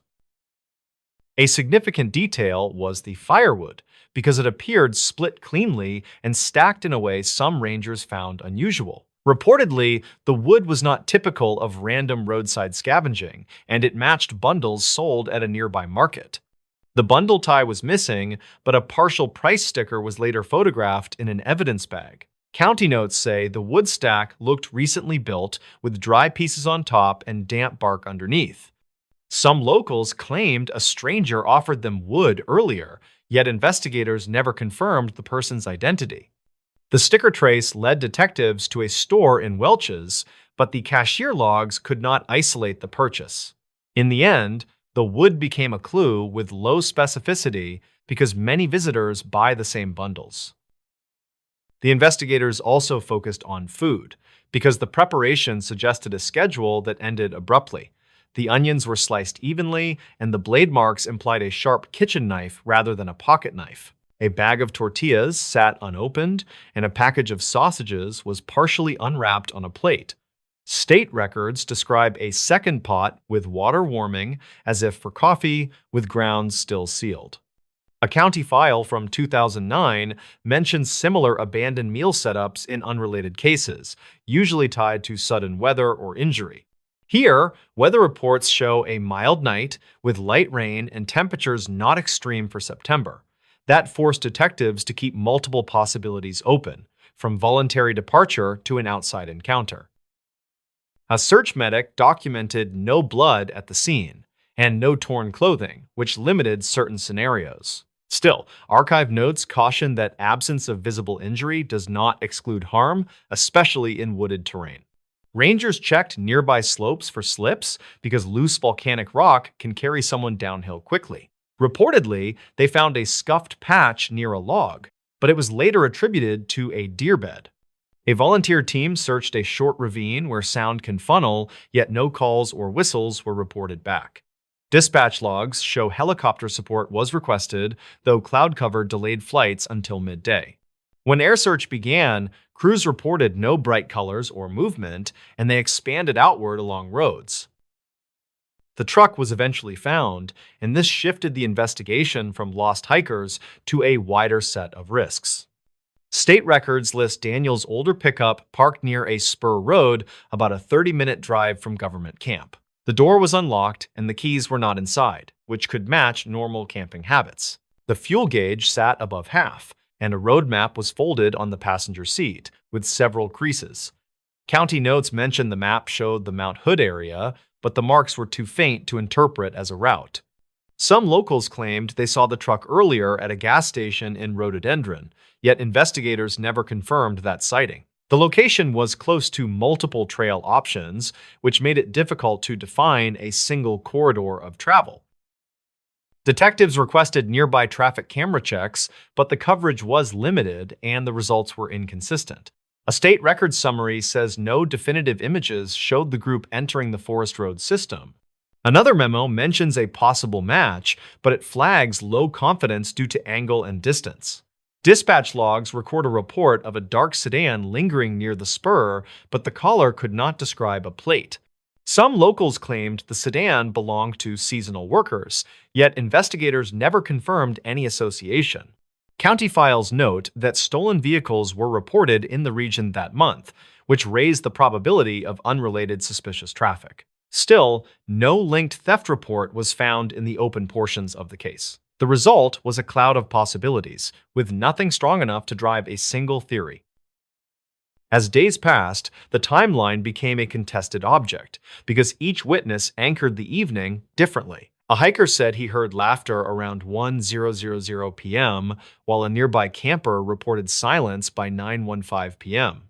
Archive notes list a brief radio call from a ranger patrol stating active fire visible without describing voices. State records show a weather station logged a light rain after midnight, which could have dampened sound and footprints. Some locals claimed they saw headlamps moving uphill at dawn, yet investigators never confirmed if the lights were human. The case file labels many of these statements as unverified, and it warns against stacking them into a false narrative. In public briefings, officials repeated that the fire was warm, but they avoided implying it proved a specific hour. The dogs were brought back for a second attempt after investigators narrowed likely exit routes from the truck and the camp. Reportedly, one dog pulled toward a shallow creek, then circled and sat, which handlers sometimes treat as an end of track. Another dog worked a different line and moved toward the road, then stopped near a patch of disturbed gravel. County notes mention a faint scent near a turnout, but they also note contamination risk from responders. Dispatch logs show that volunteers and media arrived and foot traffic increased every hour. That forced command to rotate search sectors and to close certain spurs, though not all closures were respected. A state records entry mentions warnings issued to a local group for crossing tape, but names were not included. These factors complicated scent work, and they are cited as a reason the search lost efficiency. By the end of the first week, the investigation split into two lanes, one focused on wilderness misadventure and one on human involvement. Rangers mapped hazards such as rivers, steep gullies, and talus fields where an injury could isolate a person quickly. Detectives reviewed criminal calls within driving distance, including reports of trespass, disputes, and suspicious persons. Reportedly, a similar campsite theft was logged near Estacada earlier that summer, but the file does not connect it directly. Some locals claim there was a transient camp deeper in the forest, yet investigators never confirmed its proximity. State records show that investigators asked for tips about a dark sedan, but no strong lead emerged. The dual-lane approach appears repeatedly in archive notes because neither lane gained clear dominance. A detail that drew attention was the absence of personal items that most campers keep close. Wallets and phones were not found at the camp, according to a state summary that was later released. The same summary says Marisol's camera bag was missing, though her spare lens cap was on the ground. Daniel's fishing license was not in the glove box, which could mean it was carried or never purchased. Tyler's day pack was not recovered, but an extra water bottle sat near a chair, still sealed. County notes list a first aid kit in the tent, unopened, which some investigators viewed as neutral rather than meaningful. Some locals claimed the group left on a short walk, expecting to return, which would explain light gear. Investigators never confirmed whether the missing items were packed, stolen, or never brought. In October of 2019, the sheriff's office requested help from state search coordinators, and they planned a second concentrated push. Dispatch logs show a structured grid with teams assigned by GPS tracks to reduce overlap. A helicopter crew flew low passes along the Clackamas River corridor, where snagged clothing sometimes appears. Reportedly, the crew spotted nothing consistent with 3 adults, and they logged only typical debris and fallen branches. Dive resources were discussed, but water visibility was poor and current speed was considered hazardous. County records include a note that indicates no probable water entry, yet the same file later lists water search pending. Those conflicting entries remain in public copies, and they underscore how uncertain the working picture stayed. During the second push, a volunteer found a single hiking shoe in brush near a shallow ditch, and it was photographed before collection. State records say it matched Tyler's size, but they do not confirm ownership through a labeled receipt. The shoe was dry inside, which suggests it was not submerged, though moisture can vary by microclimate. County notes mention no visible blood and no corresponding sock, which reduced immediate conclusions. Some locals claimed they had seen the shoe earlier, but investigators never confirmed who first noticed it. Searchers worked outward in tight lines, looking for a second shoe, tracks, or fabric snags. No additional clothing was logged that day, and the find did not unlock a clear direction. The shoe became another object that added seriousness, without providing a story that could be proven. Detectives then returned to social ties, because missing adults sometimes intersect with private conflicts that the wilderness only hides. Daniel had no known warrants, and his work records show he was scheduled Monday, which suggests he planned to return. Marisol's employer confirmed she had requested 2 days off, which aligns with the trip plan described by family. Tyler had recently changed jobs, and a county memo notes he received an unknown number of messages that week. Reportedly, one message hinted at an argument, but the content was not included in the released record. Some locals claimed Tyler owed money, yet investigators never confirmed a creditor or a specific amount. State records list no evidence of voluntary disappearance, but they also note that adults can choose to vanish without leaving a clear trail. In the winter that followed, conditions on Mount Hood changed rapidly, and the landscape became a different planet of snow and fallen trees. Search activity dropped, according to dispatch logs, and the file shifted toward periodic checks rather than daily operations. A county file from 2009 describes how winter often erases minor evidence, then reveals larger items after melt. In spring of 2020, rangers reportedly searched again along the same spurs, focusing on drainage lines and low points. Some locals claimed they found scraps of gear during snowmelt, yet investigators never confirmed any item tied to the 3 adults. State records show no remains were identified in that season, and no public update named a specific suspect. The case status remained open, and the last official note in the released packet refers to pending leads without details. Years later, the campsite still appears in briefings as a cautionary example because it contains signs of life without the people who made them. Archive notes include language like reportedly in records conflict, which signals how carefully officials guarded against overstatement. Some locals claimed the truth was obvious, but investigators never confirmed the claims that circulated online and in town conversations. The county file from 2009 is still cited for comparison, yet it does not offer a clean parallel for 3 missing adults.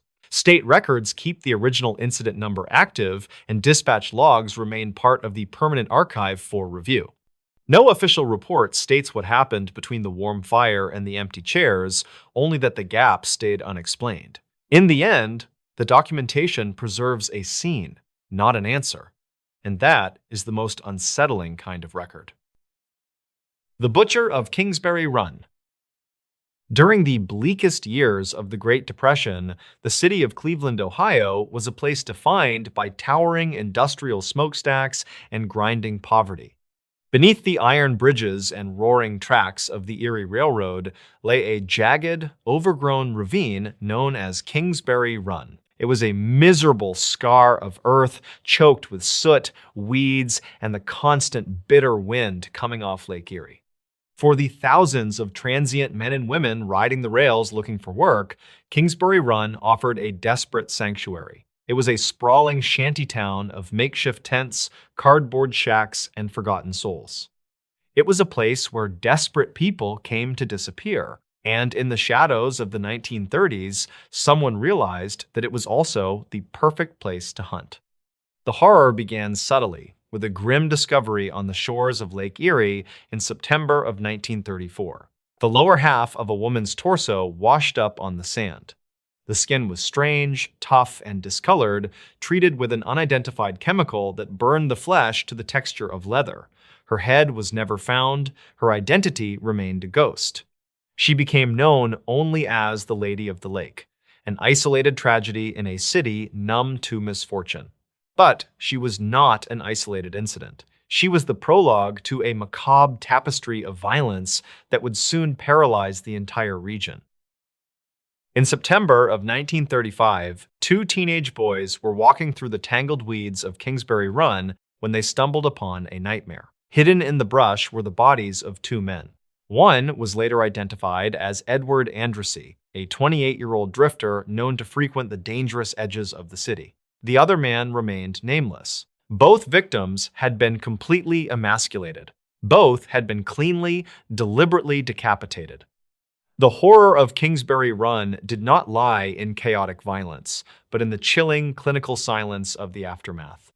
When the medical examiners analyzed the remains, they discovered something that sent a wave of absolute dread through the police department. The bodies had been drained entirely of blood. The decapitations were not the frenzied hacking of a madman in an alleyway. They were precise surgical disarticulations of the cervical vertebrae.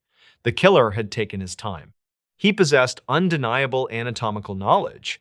Even more terrifying was the logistical reality of the crime. To hang a human being upside down, bleed them completely dry without leaving a trace at the dump site, and sever their limbs with such immaculate precision required a private, secure location. It required a slaughterhouse. Somewhere in the crowded, bustling city of Cleveland, a butcher was operating a secret laboratory of death. As the months bled into 1936, the nightmare escalated. The killer preyed on the invisible class of society, the drifters, sex workers, and runaway teenagers whose absences would go unrecorded by the authorities.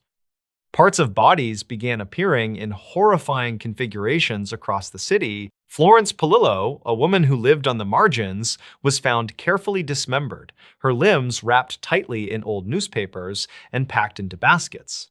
In the summer of that same year, the headless body of a transient was found near the railroad tracks. Even with 6 distinct, elaborate tattoos across his skin, nobody stepped forward to claim him. He became known simply as the Tattooed Man, another nameless specimen on the killer's slab. The butcher of Kingsbury Run began to taunt the city. He scattered the pieces of his victims in plain sight. Heads were found wrapped in burlap sacks, abandoned under bridges. Torsos were discovered floating in the murky, polluted waters of the Cuyahoga River. Some remains showed signs of extreme hesitation and jagged cuts, while others displayed the smooth, confident slices of a master surgeon.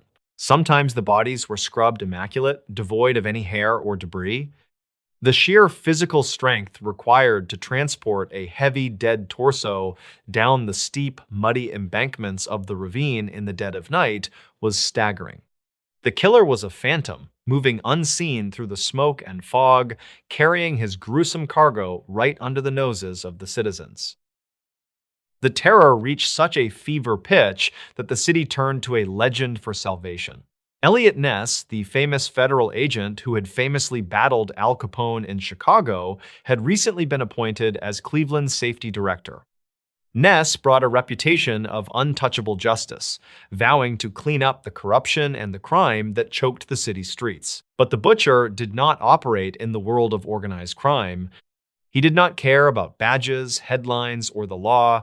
He operated in a dark, primal realm that the brilliant detective could not penetrate. Ness threw the full weight of his authority at the case. He organized massive sweeps of the shantytowns, detectives interviewed thousands of citizens, fingerprints were taken from transients, and the plaster death masks of the unidentified victims were displayed in public exhibitions, their vacant eyes pleading with the crowds for a name. But the silence remained absolute. The killer left no fingerprints, no murder weapons, and no witnesses.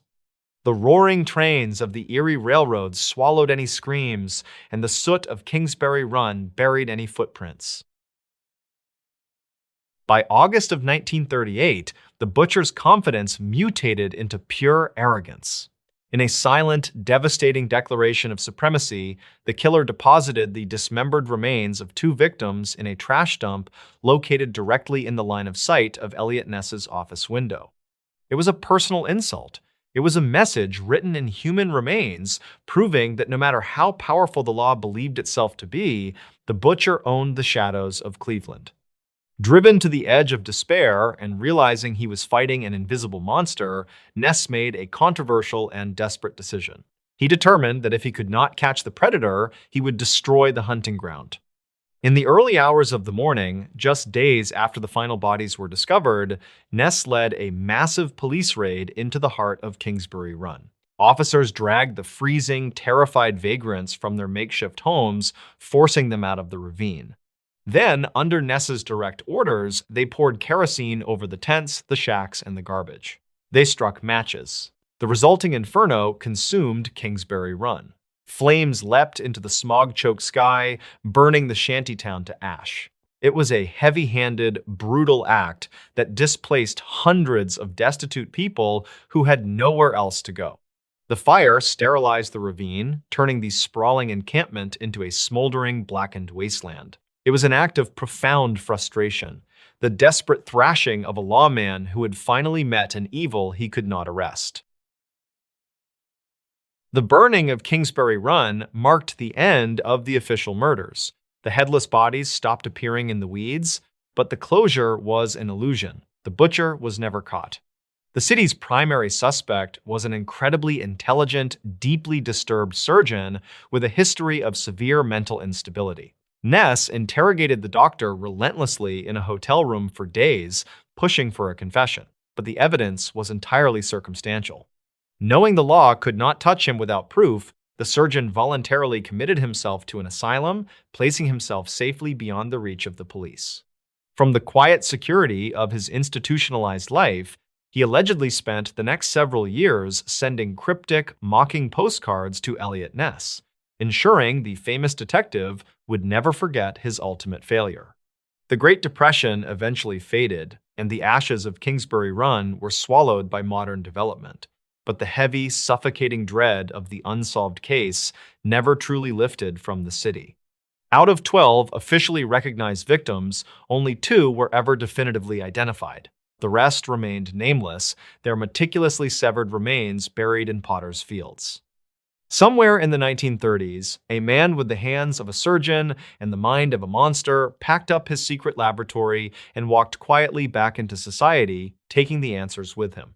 All that remains are the plaster casts of the forgotten faces, staring blindly from archive shelves, forever waiting for the names that the butcher took away. The Unlocked Door, the Sacramento Vampire. There is a profound fragility to the concept of home. We surround ourselves with walls of plaster and wood, arrange our furniture, and fill the space with the soft light of television screens and the quiet hum of refrigerators. We convince ourselves that the perimeter is secure, but the boundary between the absolute safety of a living room and the vast, unpredictable darkness of the outside world relies almost entirely on a single piece of metal. A deadbolt, a latch, a simple twist of the wrist before bed. In the sleepy, sun-baked suburbs of Sacramento, California, in the winter of 1977, that illusion of safety was shattered forever. The residents of those quiet neighborhoods would soon learn that a door is only a barrier if you remember to lock it. If you forget, it becomes something else entirely. It becomes an invitation. To understand the creeping dread that paralyzed the city during the early weeks of 1978, one must understand the twisted logic of the man walking its streets. Richard Trenton Chase was fundamentally broken, his mind consumed by severe paranoid schizophrenia. He did not live in the same reality as the families settling down for dinner behind their suburban windows. Chase was haunted by somatic delusions of the most horrifying nature. He believed with absolute and terrifying certainty that his heart was shrinking. He believed his own blood was turning into a dry, useless powder. In his decaying mind, the only cure, the only way to keep his own heart beating, was to consume the fresh blood and organs of others.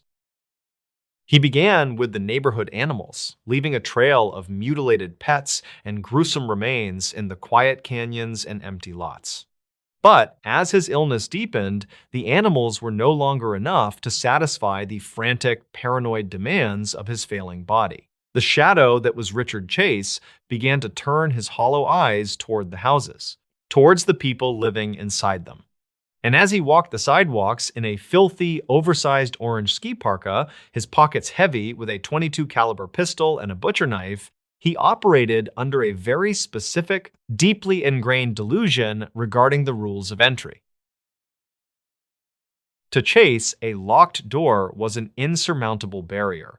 It was a clear, undeniable statement of rejection. If he walked up to a porch, gripped the brass handle, and found it held fast by a lock, he would simply let go and walk away. He believed that the locked door meant he was not welcome there. But an unlocked door held a completely different meaning. In the fractured, magical thinking of his mind, an unlocked door was not an oversight. It was not a neighbor taking out the trash, or a teenager running to the car, or a tired mother simply forgetting to turn the deadbolt after carrying groceries inside. To Richard Chase, an unlocked door was an open, willful invitation to enter. Imagine the sheer horror of this delusion applied to the mundane reality of everyday life. You are sitting in your favorite chair. The evening news is murmuring on the television. The hallway is bathed in the warm, yellow glow of a reading lamp. You are relaxed, defenseless, wearing your comfortable clothes, entirely enveloped in the sanctuary of your own home. You hear the faint, metallic click of the front doorknob turning. You do not panic. Your mind rationalizes the sound instantly. It must be your husband returning from his shift or your roommate coming back from the store. You do not even turn your head as the heavy wooden door swings open on its hinges. But the footsteps that cross the threshold are too heavy. The breathing is ragged, wet, and frantic. And when you finally look up, it is not a loved one standing in your foyer. It is a hollow-eyed stranger, his clothes stiff with dried, dark stains, casually stepping into your sanctuary with a butcher knife in his hand, looking at you not with malice, but with the cold, calculated entitlement of an invited guest. This nightmare became reality on the 23rd of January, 1978. Teresa Wallen, a 22-year-old woman who was 3 months pregnant, was enjoying a quiet morning in her home. The sun was up, the neighborhood was awake. It was the kind of ordinary morning that promises nothing but routine. Teresa had briefly stepped out to empty the garbage, a chore so mundane it barely registers in the memory. When she stepped back inside, she closed the front door behind her. But she did not lock it. Why would she? It was broad daylight. She was safe in her own home. Moments later, Richard Chase walked up her driveway. He approached the front door. He reached out with pale, trembling fingers and tested the handle. The latch clicked. The door gave way. The invitation was accepted. The details of what occurred inside the Wallen home over the next hour are a descent into profound, unspeakable darkness. Chase did not sneak in. He simply entered. When he encountered Teresa, there was no hesitation. He shot her fatally, and then the true horror of his pathology was unleashed. He utilized the butcher knife he brought with him, acting with the frantic, messy desperation of a starving man at a banquet. He harvested what he believed he needed to survive. He bathed in her blood. He drank from her, using a yogurt cup he found in her own kitchen, turning the mundane objects of her domestic life into tools of his gruesome ritual. When her husband returned home later that afternoon, he did not just find his wife dead, he found his sanctuary violated, transformed into an abattoir, all because the front door had been left unlatched. The terror in Sacramento escalated with blinding speed. Just 4 days later, on the 27th of January, the invitation was extended again. Less than a mile away, another door was left unlocked. This time, it was the home of 38-year-old Evelyn Myroth. Inside the house with her were her friend Dan Meredith, her 6-year-old nephew Jason Sorois, and her 22-month-old nephew Baby David. 4 people going about their day behind a door that someone had forgotten to secure. Chase tested the knob. It turned. The nightmare walked in from the daylight. Dan Meredith was in the hallway when the front door opened. Chase shot him in the head at close range, stepping over his body to move deeper into the house. The violence that followed was methodical and devastating. He found Evelyn and young Jason in the bedroom. The walls of the suburban home echoed with the sharp cracks of the .22 caliber pistol, quickly muffled by the heavy silence that followed. Once again, Chase engaged in his horrific post-mortem rituals upon Evelyn, his mind driving him to consume, to take, to sustain his own fading existence with their vital fluids. The quiet of the neighborhood outside remained entirely undisturbed. The mail was delivered, cars drove past. No one knew that behind the unlocked door, a monster was tearing a family apart. When Chase finally left the Myroth house, he did not leave empty-handed. He carried the lifeless body of baby David with him, slipping back out into the mundane world as easily as he had entered it. The baby's remains would not be found for months, discarded in a vacant lot, another casualty of the open door. The aftermath of the discoveries paralyzed the region. The Sacramento Police Department, seasoned detectives who had seen the worst of human nature, were physically ill at the crime scenes. The sheer brutality, the senselessness of it, defied all conventional investigative logic. There was no forced entry, no shattered glass, no splintered door frames. The killer was walking through the front door like a ghost. When the media released the details that the killer was entering unlocked homes, a wave of visceral panic washed over the city. Hardware stores sold out of deadbolts, chain locks, and window latches in a matter of hours. Gun sales skyrocketed. People adopted large, aggressive dogs. The warm, trusting culture of the California suburbs evaporated overnight. Neighbors looked at neighbors with suspicion, but mostly people looked at their own doors. The nightly routine of checking the locks became an obsessive, terrified ritual. Husbands and wives would check the deadbolt twice, 3 times, unable to shake the image of the hollow-eyed man walking into their hallway.